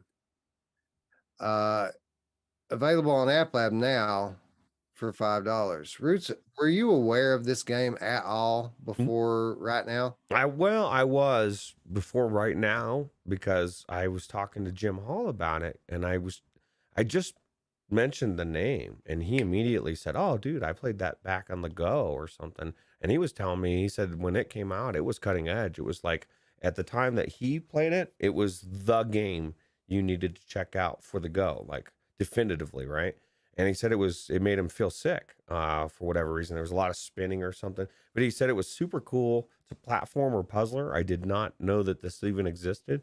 I think it's cool when you got these games that were popular on the Gear or the Go, and they're bringing them to Quest, and they're making them fully sixed off, and they're updating it. I think that's really cool, um, for sure. So and just because I read this comment and I was going to comment, Onakazi asked if anyone's petitioned Cosmo Dread dev to add a run button or speed up walking. I don't know if they have or not, but I don't know if you know this, Onakazi, because I found it, the schematic for it. You can actually get something that speeds up, or no, there's a modifier in the beginning you can turn up that allows you to walk faster, but it takes away some of your slots. So instead of starting with 10 slots, I think you start with six, or maybe I had no idea, man. This is the first I've ever heard of this. yeah. There's all sorts of modifiers, dude. There's modifiers that can either make your game fucked or help you. Like there's ones that Oh, okay. Yeah, like in the Yeah. beginning, there's things you can highlight, and some of the modifiers are like ridiculous ones. But one of them is to speed up your walking, but it does penalize you um, for. So you have to. That's what I love about that game is it's giving you a lot of decisions, right? Like, okay, I can do that. I can speed myself up, but now I have less spaces. So now my number one thing to craft is a bag to give me spaces back. You know what I mean? So it's a trade Yeah, off. those modifiers are locked at first, and you actually have to unlock them through gameplay. Yeah, yeah. So it's super cool, but you can do that on a cause you can't get the speed up. I think the whole point is they want to make it really, really sketchy. Like the part of the sketchiness is the fact that you can't move fast, right?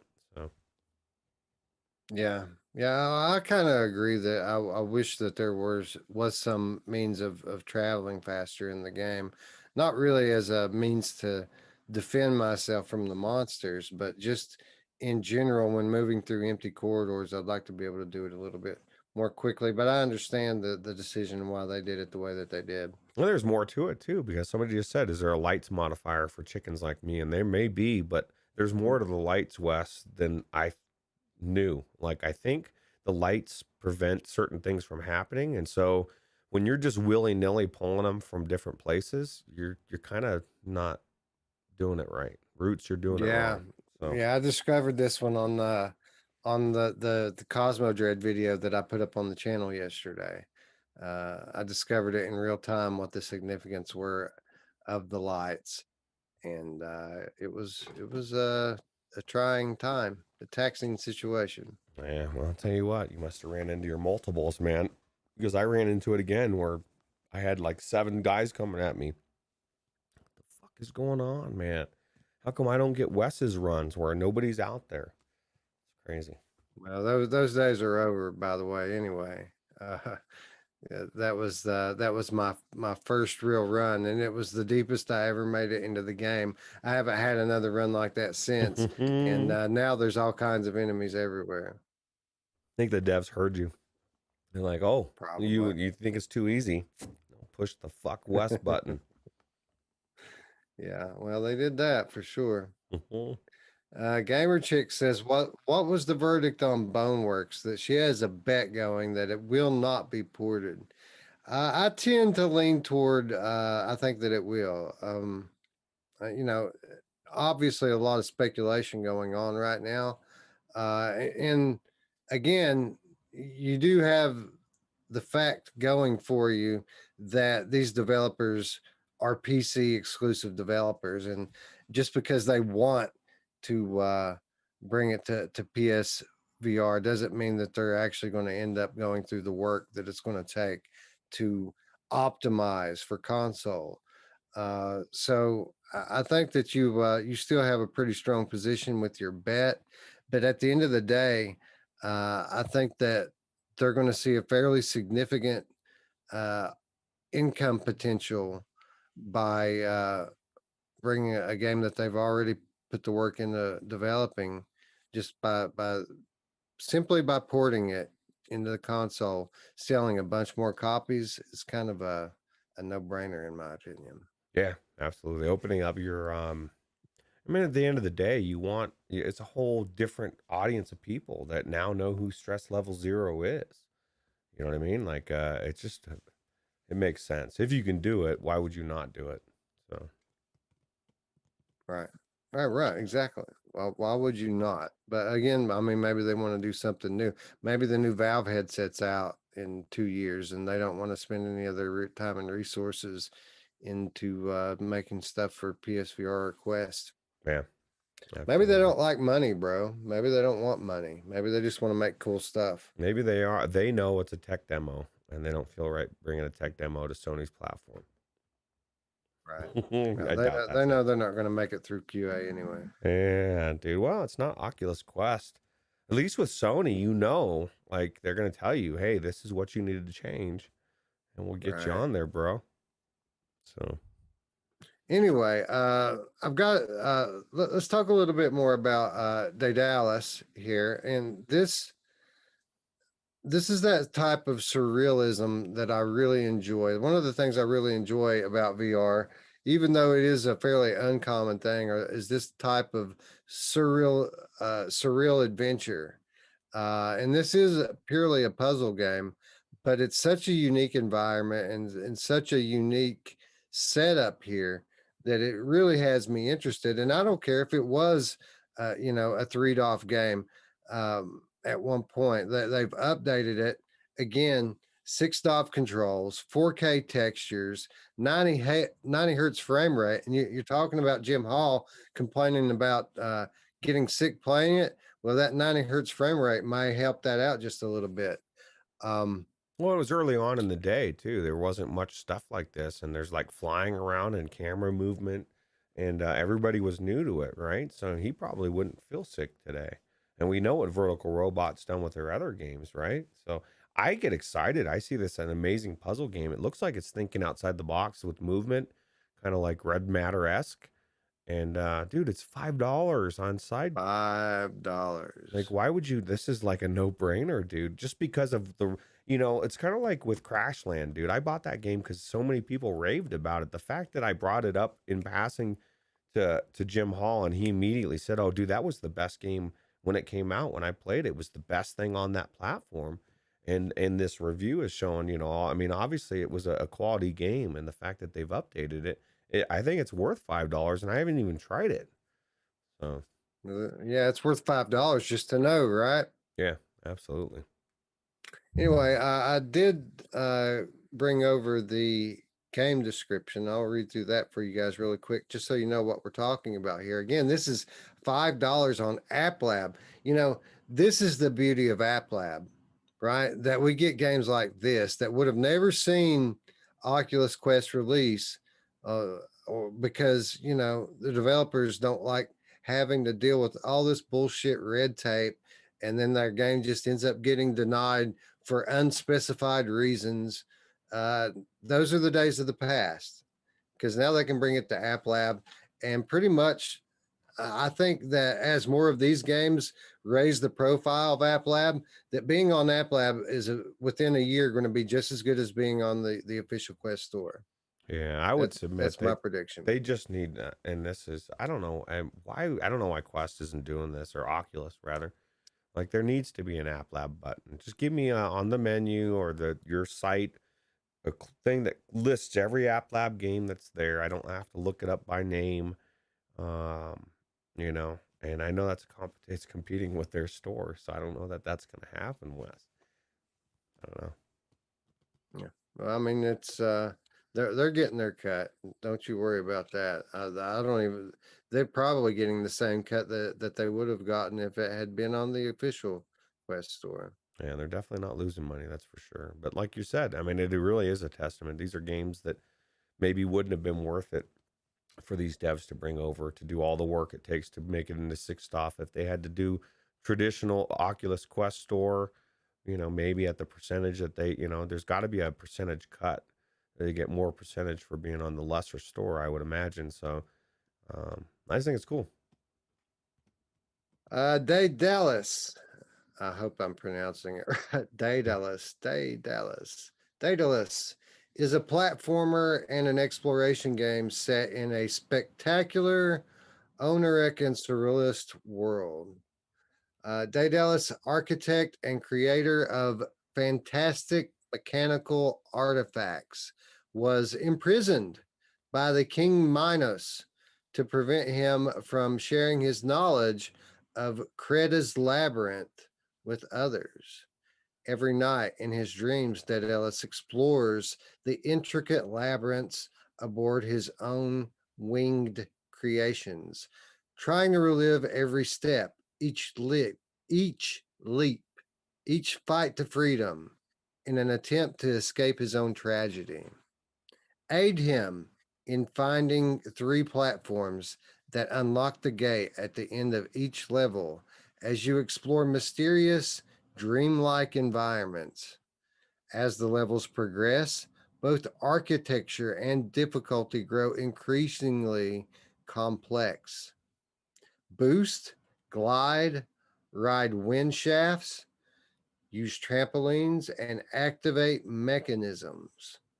Will Daedalus escape his own prison. So it seems like Daedalus is an architect of these fantastical mechanical puzzles, if you will, almost these devices that work wonders.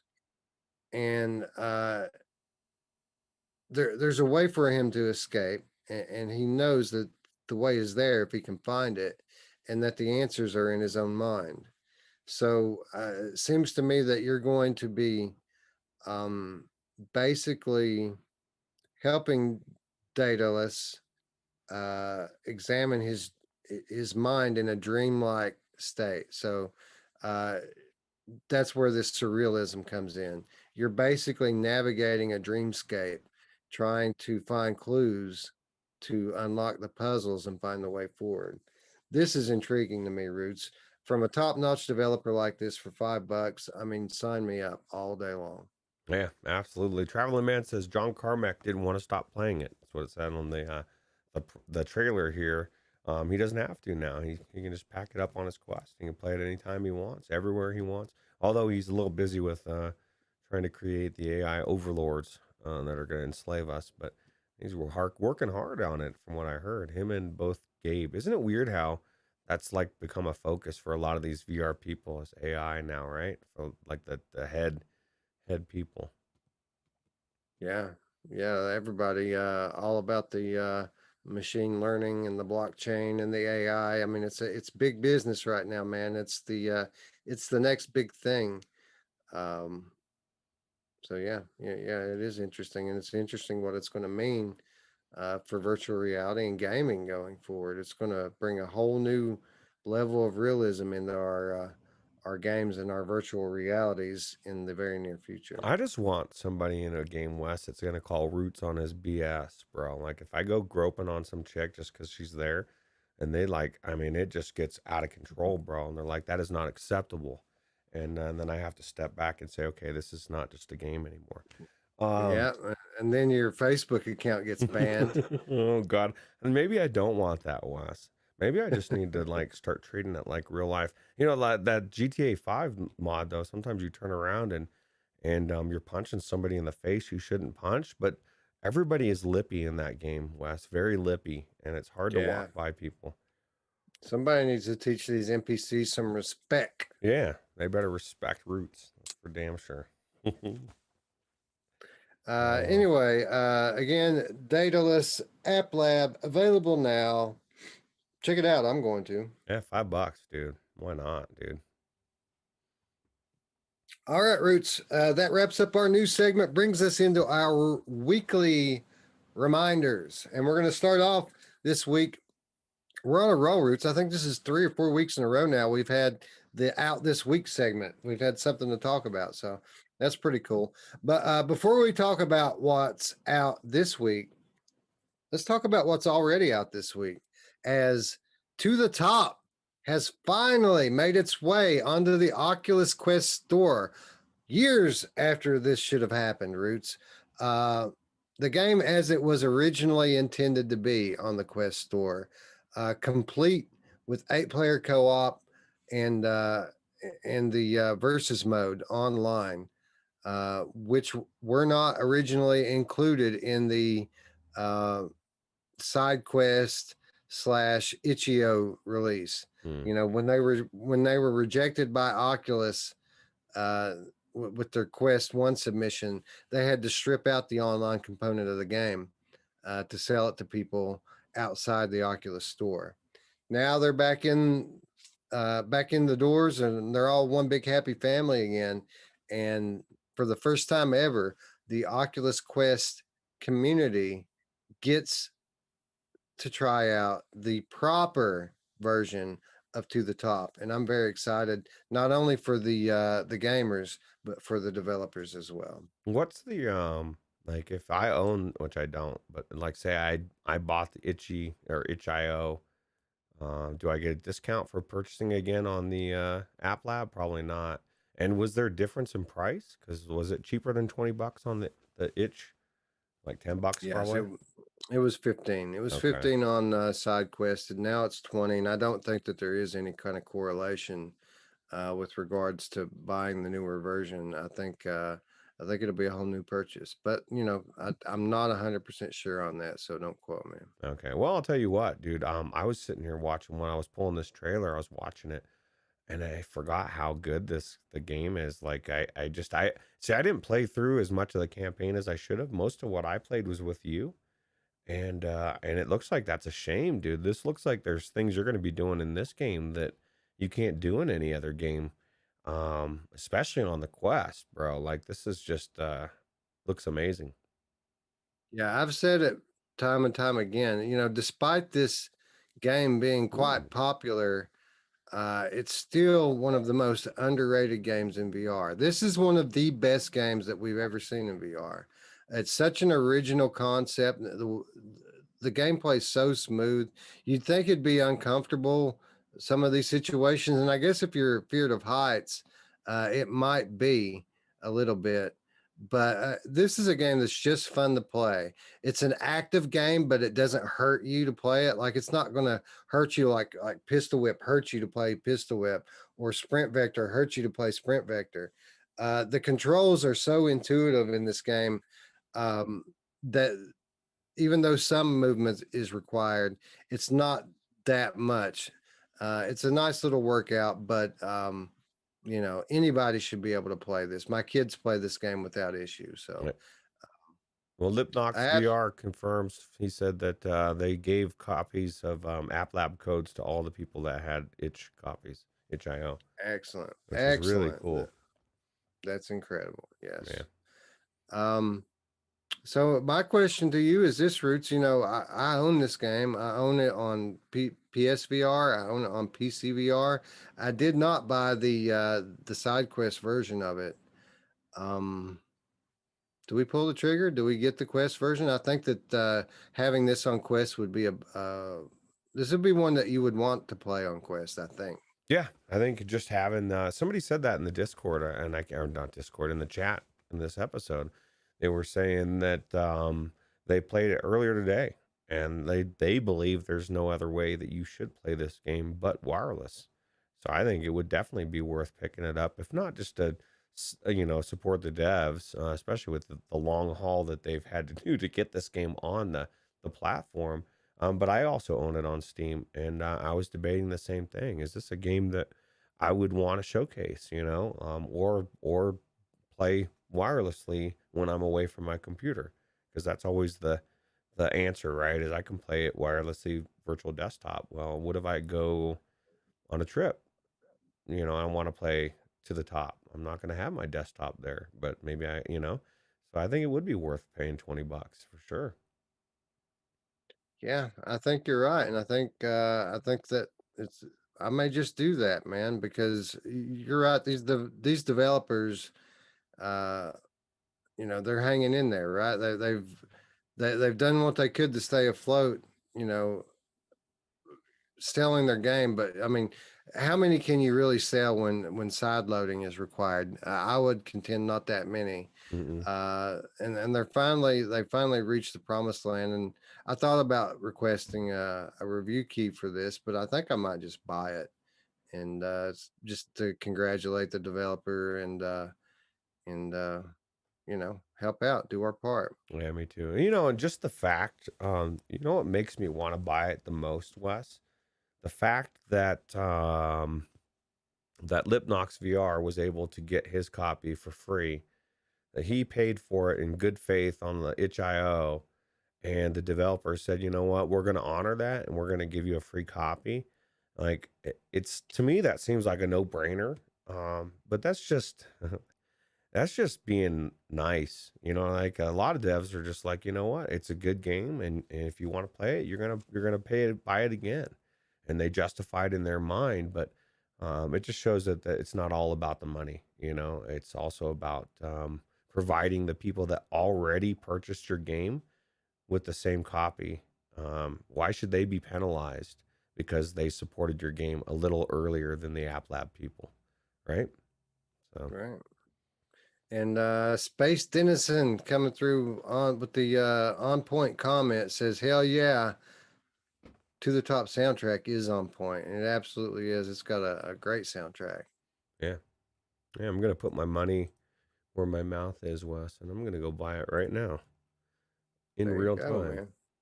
So Well, you know what? Anything you can do, you can do better. I can do Absolutely. better. Don't you now if you search this, you have to search it By where's that? name to the letter. Yeah, I don't think this is I think I'm in the link store. And I don't know how that happened. I don't ever go to the link store on the Yeah, website. it will say App Lab specifically in the search results. So let's see here. I don't see it here, bro. Give me just a second. I'll find it. All Oh right, wait, there so it I'm in is. the Yeah. Quest store. It see this is a problem. It doesn't show the picture. It shows everything else. And then at the very bottom, it says App Lab 1. This app may be experimental. It's got it, but it doesn't show the picture. I got to click on it to find it. And I could have easily assumed that it wasn't even there if I wouldn't have paid attention. You know what I mean? It's got a 5-star rating out of 22 ratings. To the top. All right, so I searched it. You see App how Lab. it's at the You're bottom? right. Yeah. And there's a flaw here too, because generally what people will do when they search for a title is they won't actually hit enter on the search, but instead they'll type it into the search bar and then look through the auto generated suggestions that pop down automatically. Those are not search results. What you have to do, you have to hit enter on the search and then look at the results page. All the way at the bottom, you'll find the App Lab results, and that's where you find the game app. Yeah, it's weird. It's weird. And somebody said it's easier to go through side quests, but that's a problem. Is even now, and it's only been what less than a month since App Labs came out. Side quest is already somewhat becoming antiquated. I mean, there's reasons for it. I can't do certain things, like Wes said. I got to go on there if I want to record a certain way. I want to beef it up. I have to use side quest. But mark my words, as time goes on, SideQuest is just going to fade away. It's they're designing it to do just that. At least for what we're doing it here. I shouldn't have to go to a SideQuest app to look up things. You know what I mean? I should be able to go in the Oculus Quest store, and it should be a lot easier. I should have an App Lab button. This is the new release section. This is the App Lab section. These are all the games on App Lab. It's bizarre to me that you have to use a separate app to get into. That was part of the problem to begin with, right? So Yep.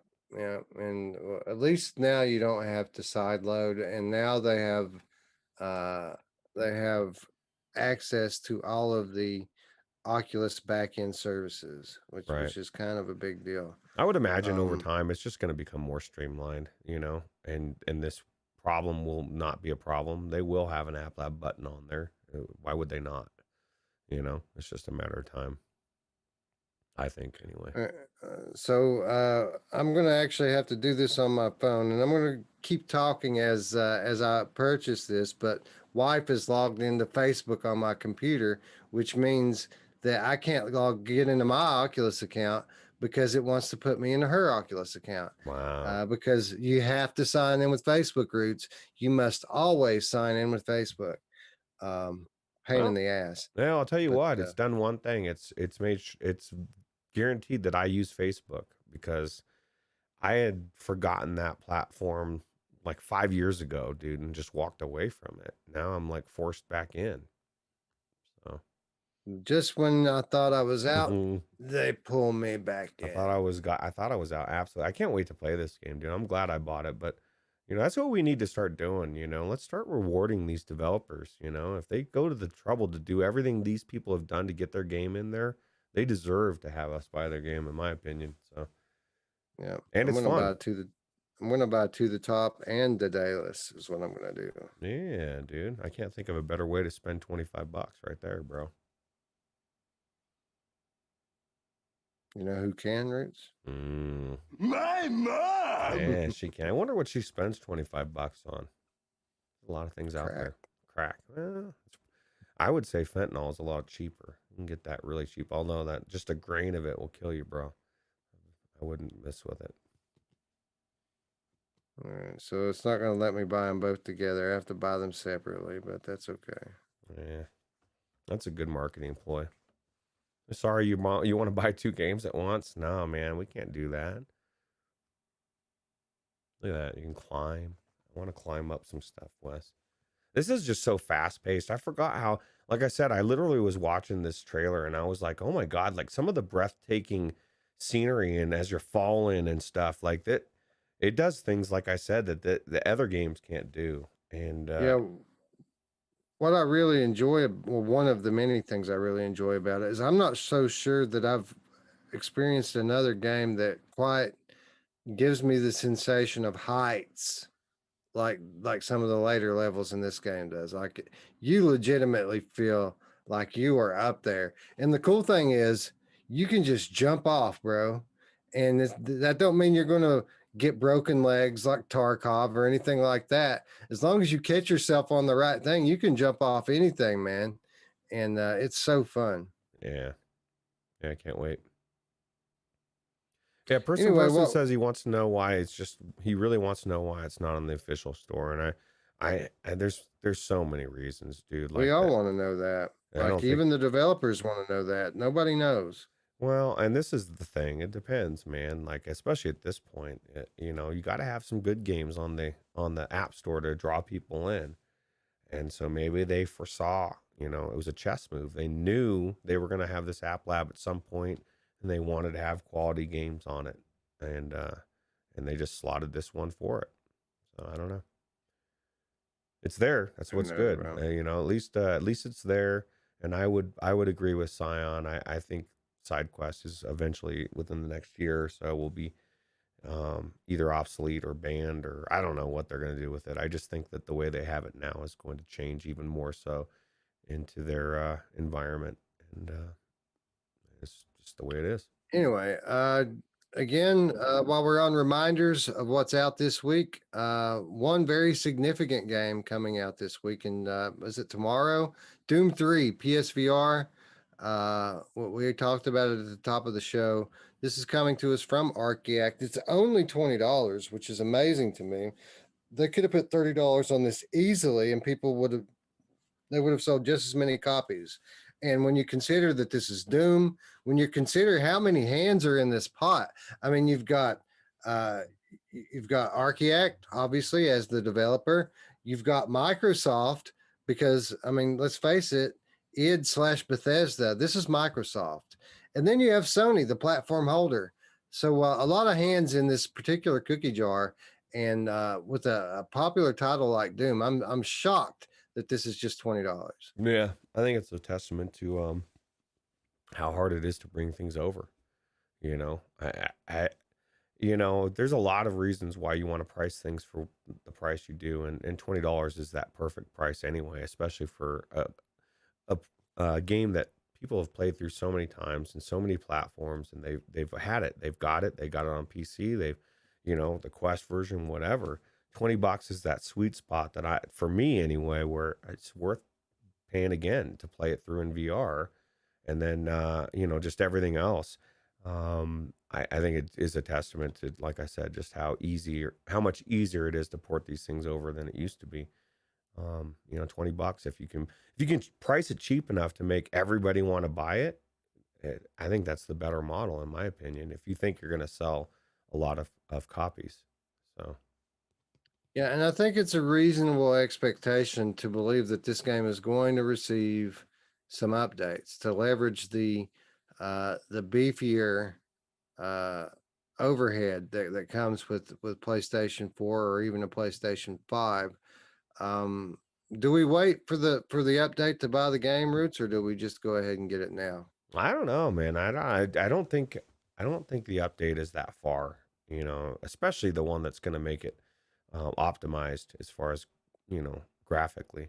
I don't think they're going to just let it sit there and have it be blurry. So I would be surprised if it's not that long. I would get it. I mean, $20, dude, why not, right? Um, I don't think It's it. kind of hard to believe too, man, because like Evasion, for example, on PlayStation VR was not blurry at all. But then again, I did play it on PS4 Pro. It was enhanced when I played it, so I guess that makes sense, right? Yeah, and maybe it's just one of those things that they just didn't optimize it for. I mean, I would be if it was a different company, if it wasn't there wasn't so much backing. I mean, it would make no sense not to fix it. So, and sooner than later, um, and $20, it definitely is well worth the cost, I think. So, Yeah, me too. It's $20, right? I mean, again, this game's worth 30 all day long unless it's just broken, and apparently it's not. Drew makes a good point. He says Brian's first impression stream lasted 6 hours, so it must be pretty damn good with the aim controller. yeah, that's true. That's very true. And Gamer Chick is saying that, and this is a good point as far as pricing, and that's one of the things they have to consider too. Is like people are going to think $20, dude. This is a garbage game. It's only $20. It's such a weird thought to have, but that thought process is real. It's really out there. I just think it's a testament to a lot of things. They don't need the money. If it was me and you're as big as this company, all these companies together, why not keep price it at $20 and let everybody get their hands on it, and then you're going to sell more copies that way. So Yeah, yeah, and GamerChick13 says, didn't one of you say that if a game is priced too low that you don't think that you're going to get a full game? Will people be concerned that Doom 3 isn't a full game due to the lower price point? No, and I'll tell you why. It's for a couple of reasons. One, Doom 3 is a known commodity. People know what Doom 3 is. So, I mean, nobody really expects that they're going to get a portion of it. In fact, they've made a pretty big deal out of the fact that they're including the DLC with it. So there's 2 full DLC packs that you're getting in addition to the base game, and it's one of their main marketing points. Secondly, generally these types of thought processes that equating a game's price to whether or not you're getting a full game or not, this is generally a PC VR thing. When it comes to PlayStation VR, there is a fairly rigorous, as I'm sure you know, quality assurance process. And, occasionally games do make it through. I mean, we have what's that game? 13 floors or something like that. It's got like 6 floors or something. It never actually got all of the floors. But for the most part, if a game is published on PlayStation VR, whether it be good or it be crap, you're generally getting a completed game. yeah. Yeah, well, and this thing is going to be the complete thing. And maybe, I just think it's just an IP that people are used to being out there for so long. So you kind of expect it to be a little cheaper, right? I would anyway. It's an older IP and it's coming. I just think it's cool that they're not gouging people, because I agree. I think they could get $30 for it all day, especially once it's patched, and people aren't seeing it blurry. So I think Delirium Drew may have had a brew or two before he started watching the show, because he says in our chat, this game is better than Skyrim in VR. Okay. This game is better than Borderlands 2 in VR. Well, I mean, that's a pretty tall order, but all right. This game is better than Rush of Blood. Hold on a second now. Just hold on. It has an argument of being better than Farpoint. Now you're just taking it a little too far, bro. you just slapped Wes across the face, bro. You escalated that to like literally shoving something in his face. Not in my face. You shoved it right. Never mind. Anyway, I haven't played the game, so maybe you're right. Maybe it's as good as Farpoint, but I'll be shocked if it's as good as Farpoint or Rush of Blood. Those are classic. Some of the best VR games ever, in my opinion. And while I think it's going to be amazing, I don't quite think it's going to be on. Well, that you're a level. big fan of Doom anyway, right? So like if it's really really good, it's not like it's something you're not going to see. Maybe you do feel that way. This particular I loved VFR. I know people that's have the talked shit question. about it, but the pace, man, it was different than almost every other game I've played, man. That's the question: is will this be as good as Doom VFR? I think that's the entire question, and I'm not so sure. The jury's out on that one, in my opinion. Yeah, are you going to play through the full game? next week. Doom 3 is Yeah. 15 hours. What do you think? You could. You could, man. I mean, I think that maybe this could be a game that's on our list again. We're at our we added all these games, and actually the more really long games that are AAA for somebody, down the road when it's crunch time to just crank out. This could be a good 30-point game, right? For both of I us. think, yeah. And furthermore, I think that we need to do a Doom episode of the late night show where all we play is Doom. Yeah. Play Doom VFR. We can play Doom 3. There's 3 different versions of Doom 3 that we can play. You can also play the original Doom and its sequels on Oculus Quest through the Dr. Beef mods. So there's lots of Doom that we could play. And then I'm sure if you want to get emulators involved, there's probably even more. Yeah. Well, I want to play through Doom 3. There's something, I'm not a big fan of demons, Wes. But I am a big fan of killing and fighting against demons. Who doesn't want to kill a demon? You know what I mean? I agree. So do you want to make it a 30-point game then? Yeah, let's do it. Let's do it. All right, so we'll do that right now in real time. And for those of you who are not aware, Roots is referring to our Beat It Challenge, which is a point-based competition that's taking place between Roots and myself all year long. And the points are awarded when we complete games. And that's about as simple as I could boil it down for you, but there's a lot more to it than that. And So Drew he just qualified everything he said. Doom 3 is great in VR once you hit the shotgun. It's 3 times longer than Farpoint. Rush of Blood is too short. Borderlands 2 isn't scary, and you'd have to pay him to spend all day in Skyrim.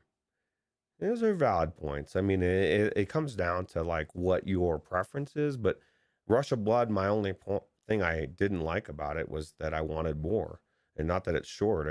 I want another one. I want a sequel. I want multiple hell games of yeah, roller man. coasters where I'm shooting stuff. Like it's a genre that really hasn't been hit but by Rush of Blood. It's the only one that I know of that does what it does and does what it does so well. Like we're prime for another one, you know? So this is going to be our third 30-point free-for-all game. And this applies only to the main campaign. No DLC required here. Yep. Because I don't think every version has the DLC anyway. So Well, and then now you're getting ridiculous if you're including all the DLC. I don't know that I'm gonna. It's hard enough to beat the main game, right? So right, and I played through a pretty good chunk of this game on Quest already. So it's going to be quite a decision for me whether or not I want to start over just to play it on PlayStation VR, which I guess I got to record it anyway, right? So right, or you could do it on PC VR too. Like, what is it gonna look better that's true. graphically?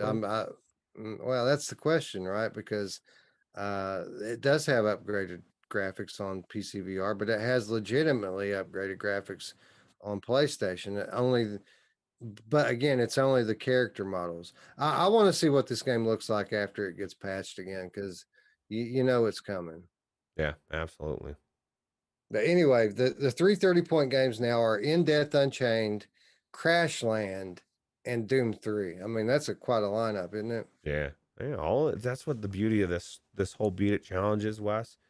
If you're smart, I mean, there's a way to do it where we could really be trying to work. At least I don't know.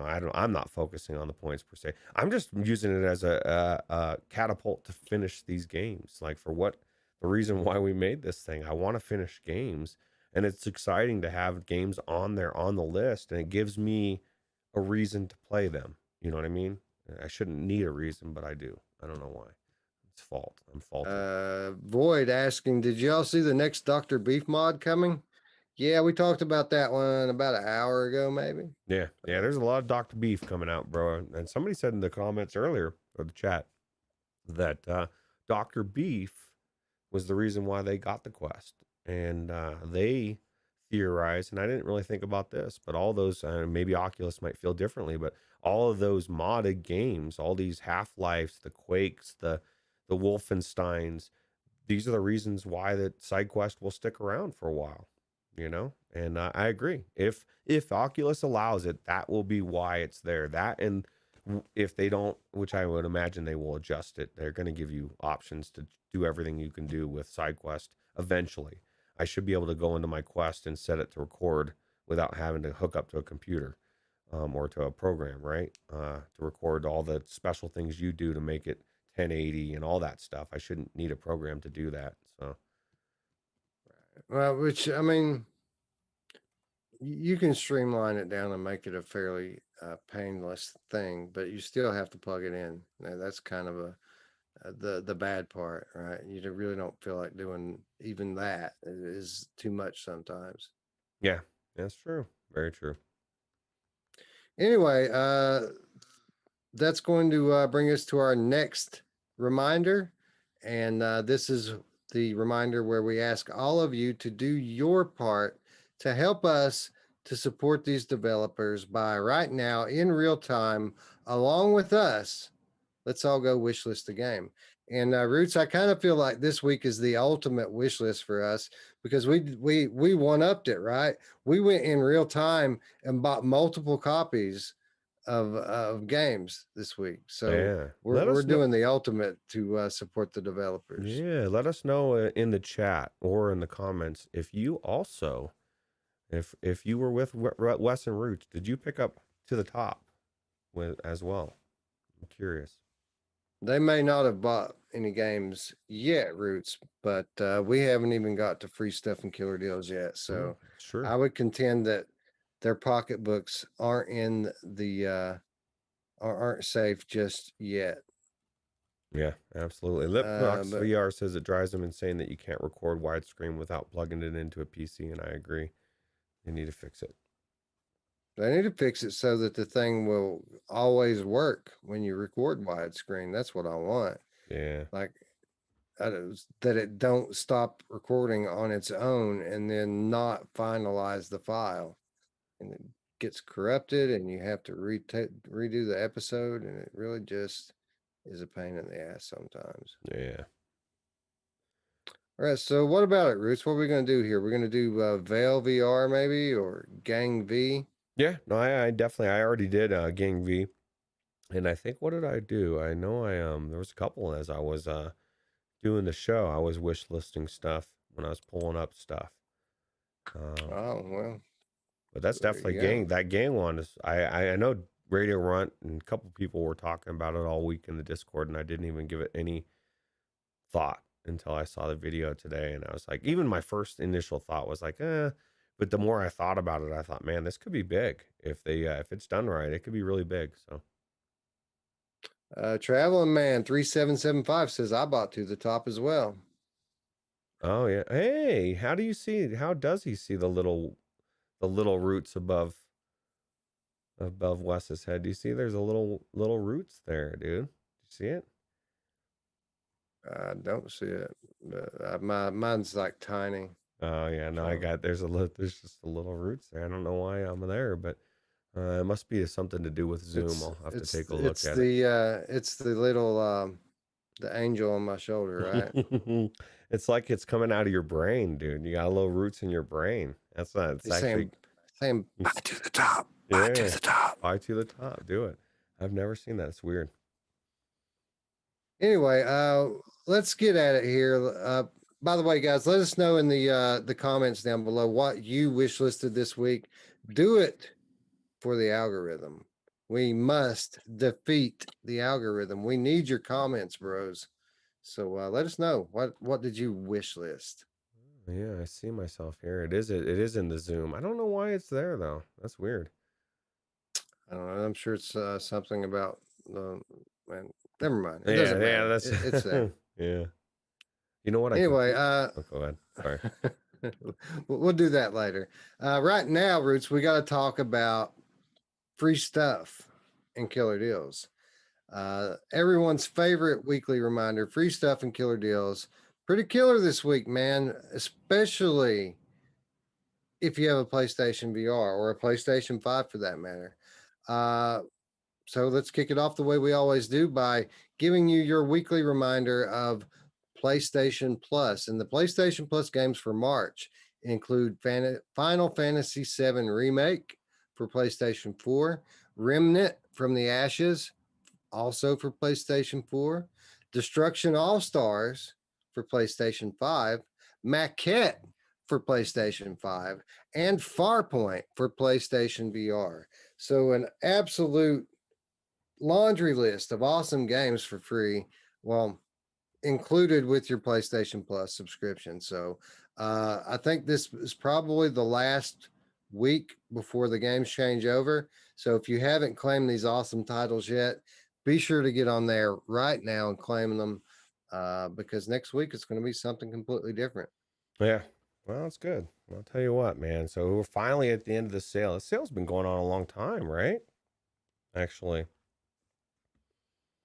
Sale? Which sale are you Oh referring no, to? the just all the killer deals. I'm talking about the all the PlayStation stuff, right? The PlayStation Plus March stuff. Yeah, well, that's been going on for a month now. Yeah, I guess it is a monthly thing. So.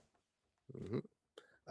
But I mean, there's more goodness coming from the world of Sony because what 3 days ago started the Sony Play at Home initiative, where 9 games are now available absolutely free of charge. You don't even have to have a PlayStation Plus subscription to claim these games. You could go take your email right now, start a Sony account, even if you don't have a PlayStation, and claim these games. They're absolutely free for everyone. Uh, what games do you ask? Well, Abzu for one, The Witness, Enter the Gungeon, and Subnautica. Those are the flat titles.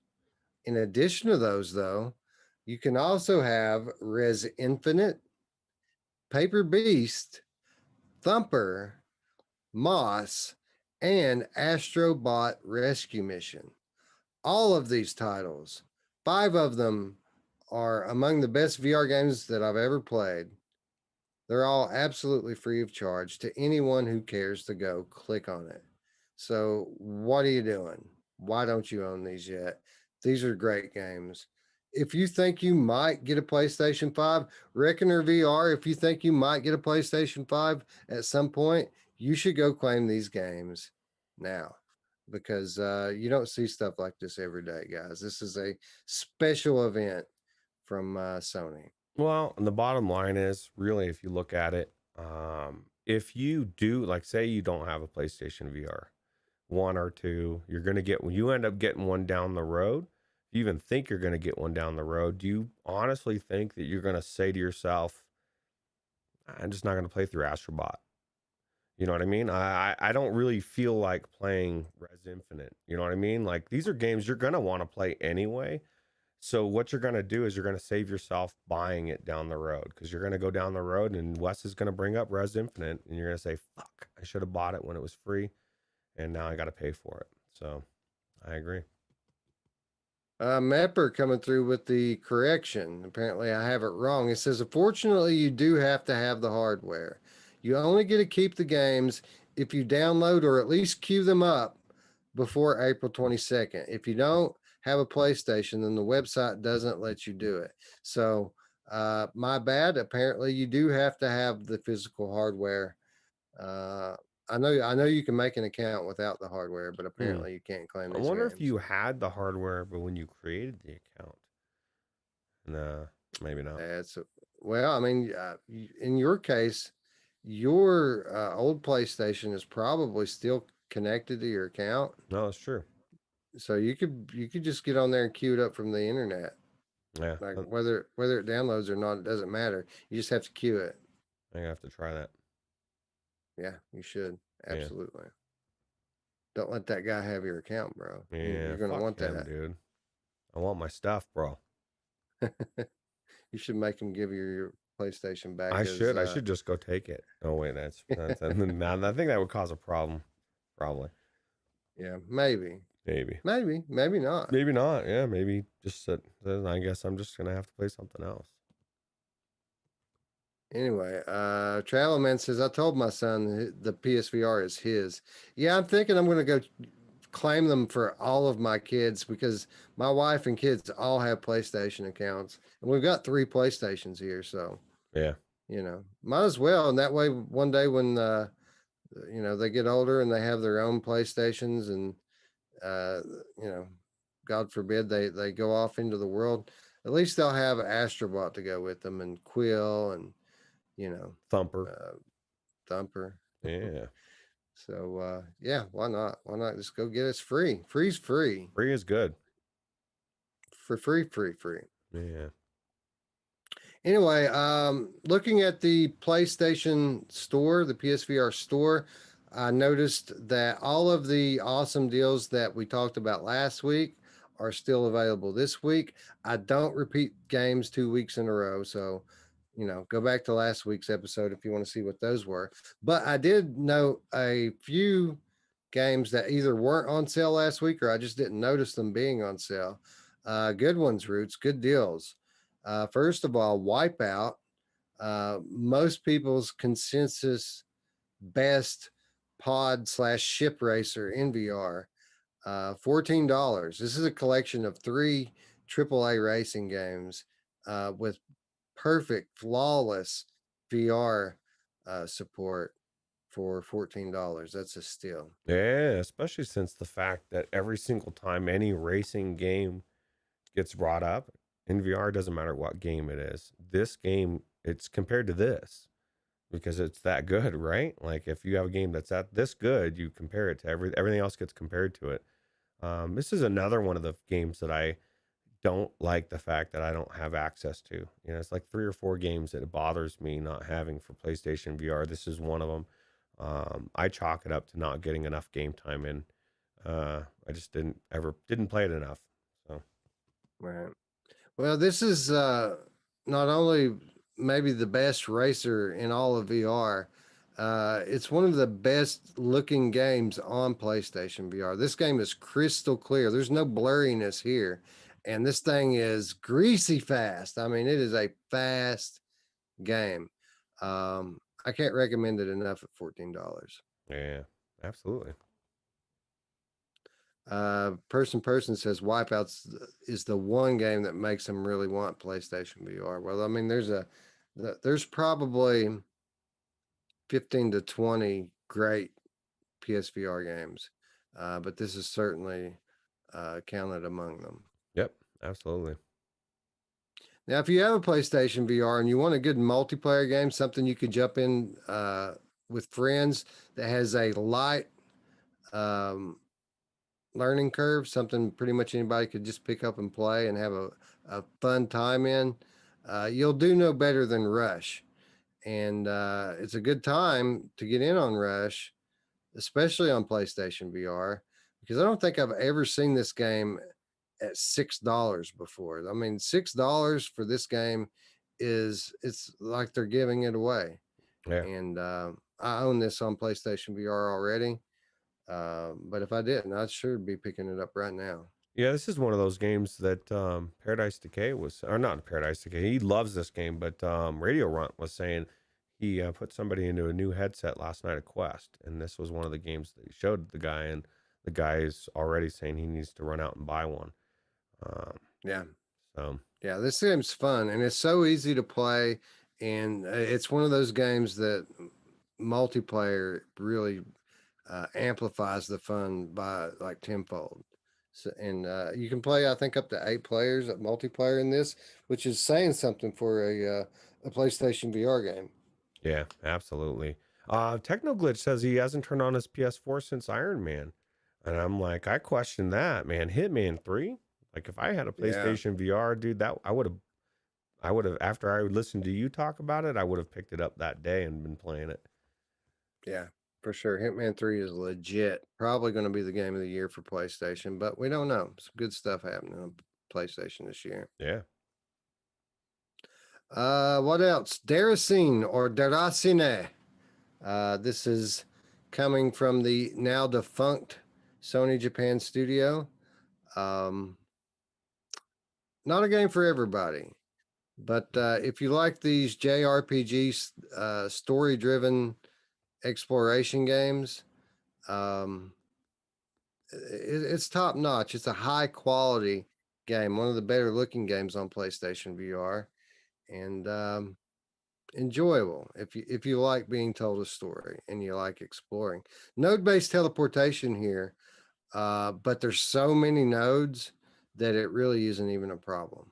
It's so weird, man. When I think of From is the one that did Bloodborne and all those ones, right? The Hmm. Dark Souls, man. I mean, those games they're so unique and so hard and such different type of games that this is like so different from anything they've ever done that I've seen.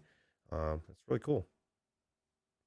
Yeah, some people say that this title exists, that there's evidence that this exists in that same universe as Bloodborne, which I'm no expert, so I don't really know, but I enjoyed my time in it. I didn't finish it, but the time that I was in it, I enjoyed it. It's a nice big estate for you to explore, and progressing in the story unlocks different rooms, different time periods. You time travel in this game. Hmm. Um, it's really cool. Yeah, cool. Definitely looks interesting. I know this is exclusive for PlayStation. I'd like to try it sometime, but I don't know that I don't know. We'll see. Anyway, $13. It's worth that. I got it for a little less. I think I paid like 8 or 9 for it, but it was forever before this game even went on sale, and it doesn't go on sale that often. So if you're interested, probably should pick it up. Cool. All right, that wraps up PSN. Let's move on to Epic Games Store. The weekly free game from Epic Games this week is a game called Creature in the Well. It's a top-down hack and slash game. Again, another one that looks tailor made for Helix Vision. Yeah, absolutely. It looks weird. I don't know. I picked it up today, but I don't know if it'd be something I play or not. But bottom line is it's there if I want to. So it's nice. Absolutely. Free again, right? Yeah, free is good. All right. We move on to the Oculus Quest store. They just put up their new weekly deals and a new daily deal today only. Trover Saves the Universe is $24 on Oculus Quest. We've put this game over time and time again on this channel. It's probably the funniest game I've ever played, and it's a legit VR platformer to boot. So I definitely recommend it for $24. Yeah, this is one I wish I had on place or I mean on Quest, but I can't buy it again. I already own it on Steam. So Right. Right. Yeah, I understand what you're saying there. It's hard to pay for some of these games a second time on Quest. It really takes a special case. It has to be like a to the top or something of that magnitude, something that you're really going to get some added benefit to the wireless platform. So, yeah, seemed uh, like with Beat Saber, dude. I had no problem buying Beat Saber on the Quest for that reason. So right, exactly, super hot. yeah, absolutely. But anyway, if you don't have Trover, it supposedly is a pretty much one-to-one port on the Quest. So $24 is a good price. Pick it up. Yep. A couple good bundles. This first one's absolutely awesome.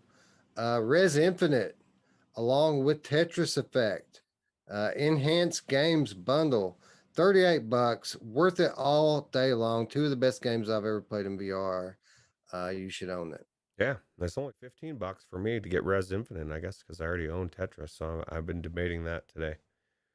Do I need to pick Yeah, it up? that's me. I've already got Tetris, and I broke down and bought Res a few months back just because I needed to see it on Quest. Yeah, You know, absolutely. I already have it. I already had it, but I needed to see it on Quest anyway, and it really it's beautiful on Quest. So Yeah. it's one of those games that you can pick up and play for a few minutes at a time. You don't have to like spend hours playing in it, which is kind of an idea title for Quest. So if like you're traveling somewhere and you have a few minutes to kill, you can jump in and do a level, Yeah. and that's kind of why I picked it up. Yeah, it's just a quick couple, a little time. Spend an hour or 15 minutes. Doesn't really matter, right? Right.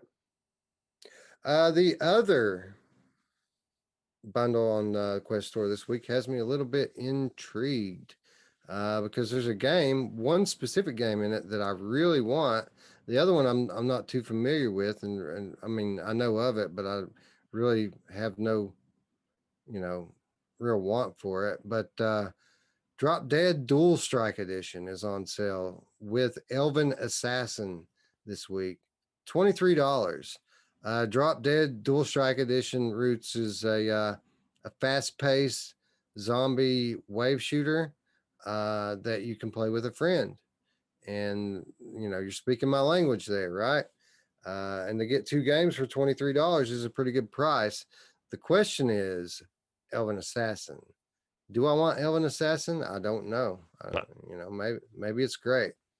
I don't know either. I was gonna ask the chat, or the people here. What do you think? I've never seen. I mean, I've heard of Elven Assassin. I've never really paid too much attention to the gameplay. It's been out for a while, right? And Yeah. I've thought the same thing about Drop Dead Dual Strike. I've almost bought it several times, right? Because it does. It looks appealing to me in the fact that it's co-op and it looks like one of the better zombie wave shooters. So I'm kind of in the same boat. Yeah. Same studio that brought us the Warhammer 40K Battle Sister. It's the same group that brought us Drop Dead Dual Strike Edition. So no strangers to VR development. They also have a laundry list of other games too. Those are just the two most notable ones. Lipnock says that he questions if Elven Assassin is on Vive Infinity, and Space Dennison says Drop Dead is fun for a short time. Campaign turns to shit halfway through, and co-op gets insanely difficult halfway through a round. So it sounds like it could be right up our alley, at least the difficult part, right? Right, right. It may just be out of balance though. Who knows? Yeah. Traveling Man makes a good point. Says he just realized that buying to the top and Baby Roots showing up on top of Wes's head is a sign our channel is going to the top. I agree. It's going to the top fast, bro. It's written in the tea leaves. Yes. And the tea leaves never lie, bro. Delirium Drew says the free DLC for In Death is better than the entire game of Elfen Assassin. It did get an update. I haven't tried, but yeah, but yeah,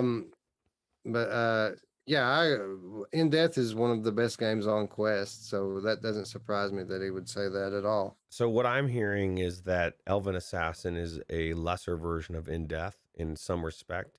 So if you already have In Death Unchained, you're probably better to avoid Elven Assassin. And at least that's what I took from what you said, Drew. But I'd rather have Elvis Assassin.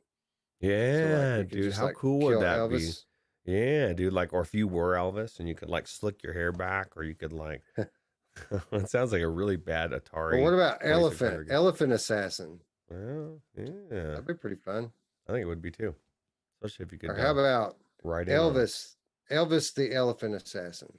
Now you get to play as Elvis and you kill elephants. Yeah, see, this sounds like a great Viveport Infinity title, right? From China. Sounds like an undercover level from Defector. We have to put on the Elvis suit and kill elephant that the bad guys are riding on. How cool would it be for Hitman 3 if you dressed up as an Elvis impersonator and you had to go like play a song or something right before you kill someone in front of the kids? It wouldn't surprise me with that game, dude. That actually sounds like a likely scenario. I don't know, man. That sounds amazing. Anyway, where are we at? Steam. We didn't take down a whole lot from Steam, but we have a few little gems on here. Starting first and foremost with the birthday boy, Half-Life Alyx, at an all-time low price of $36. If you don't own Half-Life Alyx, now is the time to get it, because it's never been that cheap, and something tells me it's going to be a while before we see it that cheap again. Yeah, the only way you got that cheaper is if you got it free with your index. Other than that, $36. And if you don't own it by now, like, fuck, man. Like, even if you say, I hate the Half-Life world, buy it for the BioShock mod. That alone looks like it's amazing. The mods, if you don't own it by now, that's right. You will never, ever, ever own it.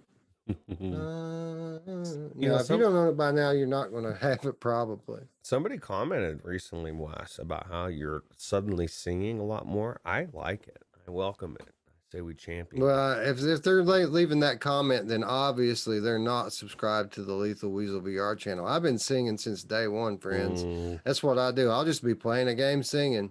That's that's how he sometimes rolls. the spirit just rolls on me, Roots, sometimes, and I just got to let it out. Sometimes you just have to let it out. Do you know who else likes to let it out every now and then? My mom! Oh, yeah. She does. She likes to take it in too. Yeah, that's a little personal. Anyway, Steam, golf it, Roots, golf it, $4. It's a good deal. Actually, Radio Runt's been following this very closely. He's been in the Discord. He's been in there several different times. He said they've been patching the VR. Said it's getting better and better. There is a little bit of sense of scale. It's a little off, but this is a flat game brought into VR, and it's just going to get better with time. By a small team, right? And one thing you can say about this game, it's been out on flat for years now. And if you go back and look, it's been supported the whole time by this development team. So if you don't like what the VR implementation is today, hang tight. It's going to get better. Yeah, there's thousands of courses too, man. So, I mean, the content is just out there. $4. If you think that if you have faith that this game is going to be worth $4, which I would submit it is as it is, then definitely pick it up. Yep, 100%. Cosmo Dread still got that launch discount going on with it. $13. Actually, it's like $12.74, something like that. This game was a steal at $15. So to get it even less than that, I can't recommend it enough. Yeah, this game is amazing, and it just the more I play it, the more I watch it. I'm learning more and more stuff. This game is way deeper than I thought it was. I didn't think it was as deep as it is, and after I streamed it the other night, it was apparent that there's a lot more going on than I thought, for sure.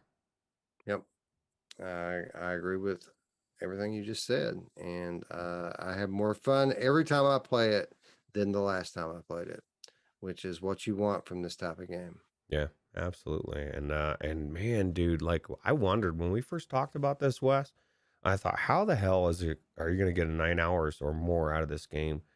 And now I'm starting to question, how do you get it done in 9 hours? Because like I'll do a run and each run is easily 20 plus minutes. Like your time just gets eaten away so quick. You don't even realize it. You think you're making headway and you've only got this small little corner done. And but the best part is no matter how bad your run is, you're always leveling, you're always moving forward, right? You're always unlocking stuff. And I think that's cool. That's not so much the case with me though. I mean, I'm unlocking the modifiers, but I still can't find any of these stupid data drives, man. I've only found the one, and I watch people's Oculus Quest playthroughs, and they're getting data drives on the first friggin' desk, and it's not fair, Roots. What do you mean? Do you mean the schematics? Yeah. Really? Like I've already got 9 schematics unlocked, and I was one. Dude, you know what's funny about this, Wes? My last stream when I was streaming it, I was bitching about how I said it wasn't fair that Wes got the right off the bat, you got the oxygen thing, because that's the most important thing to me. It's like you need to breathe.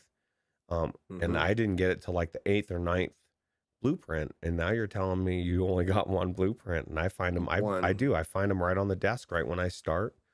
Sometimes I found 3 in one thing. Now granted, one of them wasn't a blueprint, but I'm finding data drives everywhere.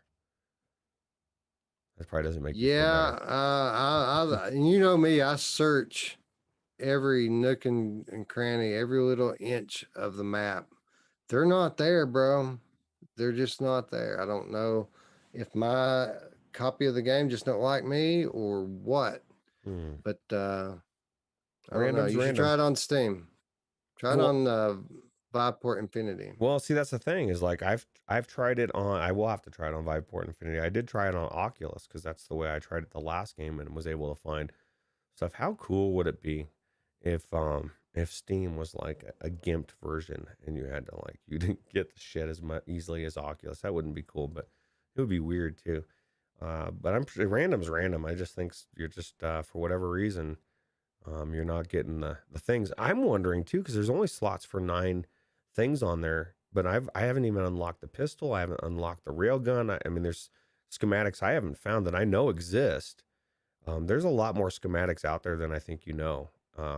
They're out there, Wes. They're just waiting Yeah, for you. well, I mean, personally, I've used the crossbow, I've used the pistol, and I use this electric gun, this electricity gun that you have to pump the charge up with by Yeah. hand. So um, I've used those 3. I found ammo for the railgun, and I found ammo for a shotgun. Mm. So that's 5 weapons that I know of, not to mention all the grenades and stuff that you get. So a lot of cool stuff that you can find schematics for potentially. That shocking gun is cool. It's a pain in the ass though, and because Mhm. it's you got to get really close to them, and then it just I'm constantly trying to feel like it's one of those old radios, right? Those weather radios, and Mhm. and I'm cranking it. And what's kind of cool is you can actually have a mode where I can like now I can click on the random and I can start with that electric gun every time I want. But that's the only one that lets me start. It's either random or electric gun. So I did unlock that as well. But Well, I mean, that'll be cool when I get some kind of variety in my choices to start that game off, but you're not there yet. not today.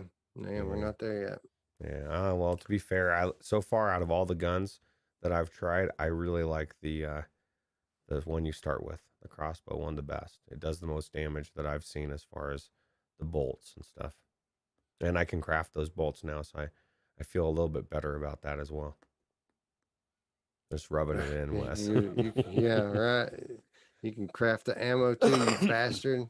Yeah. Well, that's all the important stuff. You need the ammo, and you really need the oxygen. So Yeah.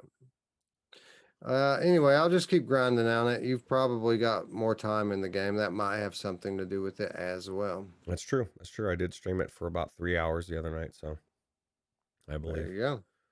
Yeah. I'll probably have about 3 hours total in it. So Man, I had people stop by my stream that like this one dude, he's not even in VR. I don't know how he knows all the secrets, but he was telling me all like you got to do this, you got to do that. He doesn't even have the game, doesn't have VR. I'm like, "What? How do you know mm, all this shit, bro?" Crazy.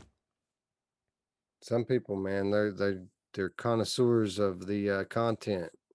They study. Yeah. Well, it was cool. It was cool to see different people I've never seen follow my stream that because of a game that I wasn't even really planning on playing that night. Just cool. Yep. All right. So that wraps. No, we One got a more. couple more we got Oh, a 3 couple more from Yeah, Steam. you're right. Synth Riders just got a big DLC pack with some awesome songs on it. Going to be talking about that on Wednesday. But in the meantime, $15. Not a bad price for a pretty damn good game. Well, I'll tell you what, man, there's been a lot of talk in the Discord. I guess there was some meetup that they didn't invite me to this weekend, but I think I was already streaming something else. But they did a big multiplayer thing. Gamer Chick, Drew, Dave Station, Void, I think might have been there. I'm not sure, but they said it was a blast. Radio Runt said it was one of the coolest multiplayer things that they've done. It like opened up a whole different avenue. So it kind of made me want to get into some multiplayer for this game. Yeah, Sure. can that many people play multiplayer simultaneously? I'm not sure, but it's the point where you're like whatever you're doing fucks each other over. So like there's aspects of it. They said it was way better than multiplayer on Beat Saber, hands down. So it intrigued me because I have not played multiplayer in this at all. So maybe we should get into that as well and check it out, right? Perhaps. Yeah. Robinson, The Journey. It's fucking dinosaurs, man. $6. Yeah, absolutely. Yeah, it's definitely. I guess I had to watch. See if I would have been watching Drew's stream, he would have invited me. You had to be like in on the crowd, bro. And I'm not in on the in crowd, I guess. But I just need to watch people's content. Is what it comes down to. But yeah, Robinson's VR, like you said, it's dinosaurs, bro. And how much is this game on Steam? Usually pretty It cheap. is $6. Yeah, this game is worth $6 all day long. You know, This game launched for $50. wow. It is now $6. Yeah, it's been out for a while, but it's definitely worth it. I think it's one of the better games of dinosaurs, in my opinion. Yes, probably the best looking dinosaurs that I've seen in VR. Yeah, definitely a cool game. And they're they have realistic behavior, at least what we think would be realistic behavior for dinosaurs. Oh, see, Gamer Chick says she's playing multiplayer today. The password is cats. And you know what? It's going to be dogs, and Roots is going to try to get in there, and it's not gonna work. Yeah, no, she's a game cat through and through. So That's of true. course the password's cats. Well, who doesn't want to be a game cat, dude? I'm a These game days. weasel. A game weasel, bro. I think we're all weasels, bro. One more deal for you from Steam. Solid game. One I've been enjoying on Oculus Quest, actually. 1976 Back to Midway is $10 on Steam right now. Oh God, what a steal! Great deal. That's another one of those like Cosmo Dread that's a steal at 15. So to get it on sale is just amazing. And if you don't own Operation Warcade, pick that one up at the same time, right? Both amazing games, well worth playing, for sure. Absolutely. I concur 100%. Okay, and that's going to bring us on the Viveport, and we've already said it. And in case you guys didn't catch it, I've said it 5 different ways. I did a video on it yesterday. Viveport, Cosmo Dread. It came to Viveport on day 1. Unbeknownst to me, I wasn't expecting this. But the Viveport guy, our friend, our contact from Viveport, he watched the show the other day, and he said, I didn't catch if you guys noticed it or not, but did you notice that Cosmo Dread's on Infinity for everyone, not just annual? Like anyone can have Cosmo Dread that has an Infinity subscription. I said, I did not know that. Thank you for informing me of that. I'm going to go shout it from the rooftops now. So this is Yeah. what I'm doing. Think about that, man. Like the $15 price tag, bro. And you start adding up all these games, man. It doesn't take too many games to get to the cost of admission for Viveport Infinity. And then somebody said in the Discord, dude, they said, they've got ridiculous sales at times, man, especially around Christmas. I think it was, how much did you get yours for last time? It was cheap, right? Yeah, I paid like $7 for mine, but I mean I had a credit that they gave me, yeah, and that's right. It just turned out to be crazy cheap. But either way, even yeah. the Black Friday deal was cheaper than it should have been. It was just ridiculously cheap. Even the price today is worth it once you add up all those games. So yeah, if you commit to Infinity Annual, which means that you're committing to a year of it, which is the only way I've ever subscribed is annually, because it's such a better deal. But it's like $8 or $9 a month. I mean, and when you look at the library, I mean, that's a steal. And to pay for a year of it, you're talking about the cost of, I don't know, what, 6 to 8 games, right. and you have a library of 1,000 games. It's pretty amazing. Where it shines is the ones where you're not sure. You're like, I want to try it, but I'm not sure if it's going to be amazing or not. And then you're not, it gives you that freedom to try a bunch of different stuff. So I think that's really cool. Yeah, a lot of non-game VR applications on Viveport are amazing as well. As a matter of fact, I took my wife on a date the other day, and museum, right? We went to the Museum of Other Realities, and she loved it so much that that last night she took my daughter to the Museum of Other Realities, and they stayed for hours. How cool. As a matter of fact, I didn't even know last night when my stream, your wife came in, said that she just got out of the Museum of Other Realities. So, and now it's all coming together, right? She just got out hanging out with your kids. That's cool. Mm-hmm. Yeah, absolutely. It was like the last thing I did before I went to work yesterday. It was get them all set up in the museum so that they could hear each other, and it's cool, man. It's such a big space. It's like a real museum But it has these little things that help build immersion. Like if you can talk to people, and by the way, there was always people in there. Like every time I've been over the last few days, there's always been at least 10 people in there. Wow. And you know, you can talk, but you have to invite people into your party to talk. Like they can't just normally hear you. But it's cool because when you talk, it echoes like you're actually in the space, right? It's a big open area, so you hear your voice kind of have this echo through the halls, and it really helps build the immersion up, make you feel like you're actually in a museum. Yeah, that is really cool. Unakazi wants to know if Synth Riders is cross-buy. I thought it was cross-buy. Is that correct? Maybe I'm not right. Maybe I'm not Synth remembering. Riders, I'm pretty sure that it is cross by actually. I Yeah. can confirm it for you though. Yeah, I think it is, if I'm not mistaken. Yeah, I'm almost certain that Synth Riders is cross by title. But yeah, I mean, as far as $9 a month for for that, you know, I'm doing the same thing for the EA, like A Way Out, and a lot of, I think it was the EA games or whatever. I think it's $5 a month or something. People do that all the time for flat games. They don't question it, and then it gets into VR, and they're like, oh, that's, you know, $10 a month, man. That's cheap, bro, for as much content as you get. It's not like they're not coming out with new games every month or almost every month, right? Yeah, I mean it's I mean there for a while it was weekly. Good games weekly. Yeah, absolutely. Synth Riders is in fact a cross by title, and it is on sale on the Oculus store right now for $20. So Oh, what a deal, dude. Tell you what, it's definitely turning out to be an amazing game. And I have not tried the multiplayer, but now I want to, if anything, because I just want to beat Tiffany. I just have to beat her. but my first order of business with the Synth Riders this week is to get in there and check out those new tracks. So that's going to be my aim. But we can do it in multiplayer mode. I mean, I'm going to be in there playing anyway. So That's true. That's true. And Onikazi, don't ever feel bad about throwing out those type of things. That's part of the content, bro. And I'm sure you're not the only person that questioned that.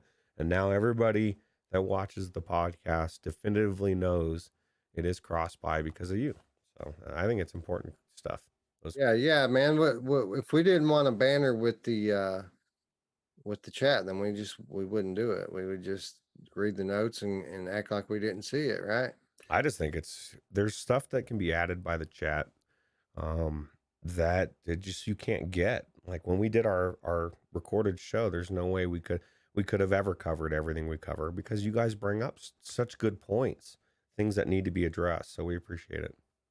Absolutely, 100%. Now, I also appreciate Traveling Man 3775 coming through with the $5 super chat. He does a great show. Yeah, it was Thank a you, great sir. show. I did like it, huh? It was good. Yeah, it was a pretty good one. Pretty good one, dude. Pretty good one, as they typically turn out to be. Speaking of good show, Money Show was pretty good this week. If you patrons haven't checked it out, be sure to get in there. Zero Caliber, awesome game. Looking forward to going back in it probably tomorrow, Roots, with my gun stock. Oh wow, that's good, right? I'm really interested to hear what your thoughts are on the gun show or gun stock. Yeah, so I think I think that for the late night show this week, I think we'll do that. We'll do a little gun stock report. We'll do Synth Riders report. Um, maybe we'll do some Doom PSVR, but we might save that one for a broader comparison episode where we can really focus on just Doom. So we'll either do some Doom or we'll do like Viveport. We'll do a Viveport Infinity spotlight on some of the stuff on there. Yeah, absolutely. That's one of the things that we were just talking about, right? We got to get into some of these Viveport games. There's so many things, man. That last time we looked up stuff to pull up some hidden gems, man, I just saw so many titles that I wanted to try. So Yeah, they don't call it Infinity for nothing, right? that's right. Anyway, that's going to bring us to our final set of reminders, and that is how you can help to support our channel. And of course, if you're new, the easiest thing you can do, the best thing you can do to help support us is give us your clicks. Click the red thing, click the bell, click the hands, but only if it's doing this. Did the Boo Bird come out this week? I noticed that he didn't do it as soon as I put the page up like he normally does. No, we got two. They're there. They're still there. We appreciate you. Thanks for giving our algorithm a little boost as you're telling us we suck. We still think you rock. Yeah, we love you, man. Yeah, dude, we're giving you our thumbs up. You. They don't look like thumbs though. Those. That's a California howdy. Oh, that's right. That's right. I forgot about the California howdy. Anyway, Delirium Drew saying what we're all thinking. DP Cat? You know who else is a DP Cat, Roots? My mom! Oh, she is, dude. Actually, I heard that she does love the cats, bro. Really a big fan of the PSVR without parole. Oh, brother. Anyway, give us your clicks. If you're new to the channel, please subscribe, click the bell, stay up with all of our content. There's good content coming all the time. You know who else is coming all the time, Roots? My mom! Oh, wow, she needs to stop every once in a while. Yes, sir. Anyway, for those of you who have already been subscribed for eons at this point, what can you do extra? Well, you could give us some bankroll, bro. $3 though, just $3. That's all we ask. $3 per month, not per week, not per day. Just the cost of a cup of coffee per month will get you access to my weekly show notes. It'll get you access to behind the scenes information. Roots, I share things with our patrons now, stuff that generally I'll report when we get to the news day, but these guys don't have to wait. They hear it as it breaks, which is pretty cool. And then we already talked about it. The money show by itself is worth $3. And I would say that some of the episodes by themselves are worth $3. Yeah. So it's a pretty good deal what's going on our Patreon. And I'm constantly thinking of ways to make it an even better deal. So if you want to do something to really prop us up and help support our channel and help us to grow, that's how you do it. Join the Patreon, $3 per month.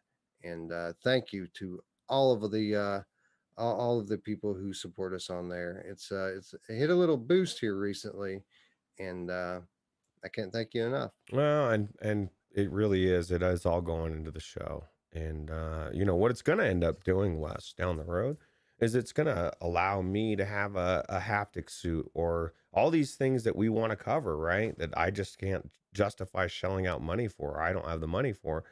When it gets to enough of a kiddie pool, once we've updated the website, like all this stuff is going to come back to better coverage. And even if you don't do Patreon, you don't super chat, just the clicks, man, like you said, dude, like just the fact that you're here, that you're participating in the chat means everything, for sure, for real. Like it's not about the money, so just always remember that. Yeah, we're going to take that money and we're going to one day buy professional grade VR cameras so that we can do the show every week live in VR. That'd be cool. How about that? That would be cool. I would love that. I mean, I could do that right now at a low level, like it would be kind of blurry and shitty, but I'm talking about good cameras, bro. Yeah, that'd be awesome. That'd be great. Actually, it would be cool if we could figure out a way to, like, remotely both contribute to one video in VR. I don't know how we would be able to do that, but we could probably do like a still 3D scene. Yeah. Do like a 3D theater mode type of VR show. There's all sorts of technological things we could do. Just do it, right? Yep. What else? Oh, of course. Home. You guys need a home. We have a home. It's called the Discord. There's an invitation in our home down in the description below. Just take your shoes off, come on in, and talk some VR with us. Wipe your feet, but it is your home. You don't have to be self-conscious. You can talk about anything there, almost anything there. Yeah. But generally, we have a channel for it. If you want to talk about it, there's a place in there for you to talk about it. It's your channel. It's our channel. Come home. Yeah, Join the Discord. Yeah, come on home. We've been waiting for weeks. And like clockwork, Les Marwick in the chat says, Wes, you'll be able to afford a tech guy to get Roots off your head. Yeah, I know, right? Les Marwick recently came home, Roots. Did you know? Yeah, I did. I saw that. That was cool. I love the way he came home too. You know what's weird about the tech on that? I have no idea like where that came from. I don't know why there's a little thing up there. The thing is it has something to do with Zoom, because Zoom has set up to where we're stacked. I just don't know why it suddenly appeared there today. But we're gonna figure it out. Tiffany says, is this better? Is it still long? That's what she said. Is what still long? I don't know. She keeps changing her her tag. They need to. Now it's GC13, the DP Epsy cat. Yeah, the D Pepsi cat. I'll tell you what, it is good. Your name has always been magical to me, Gamer Chick. Always be Gamer Chick 13 to me. Techno Glitch says, I like the DP kitty. Yeah, we all do, bro. Who doesn't love the DP kitty these days?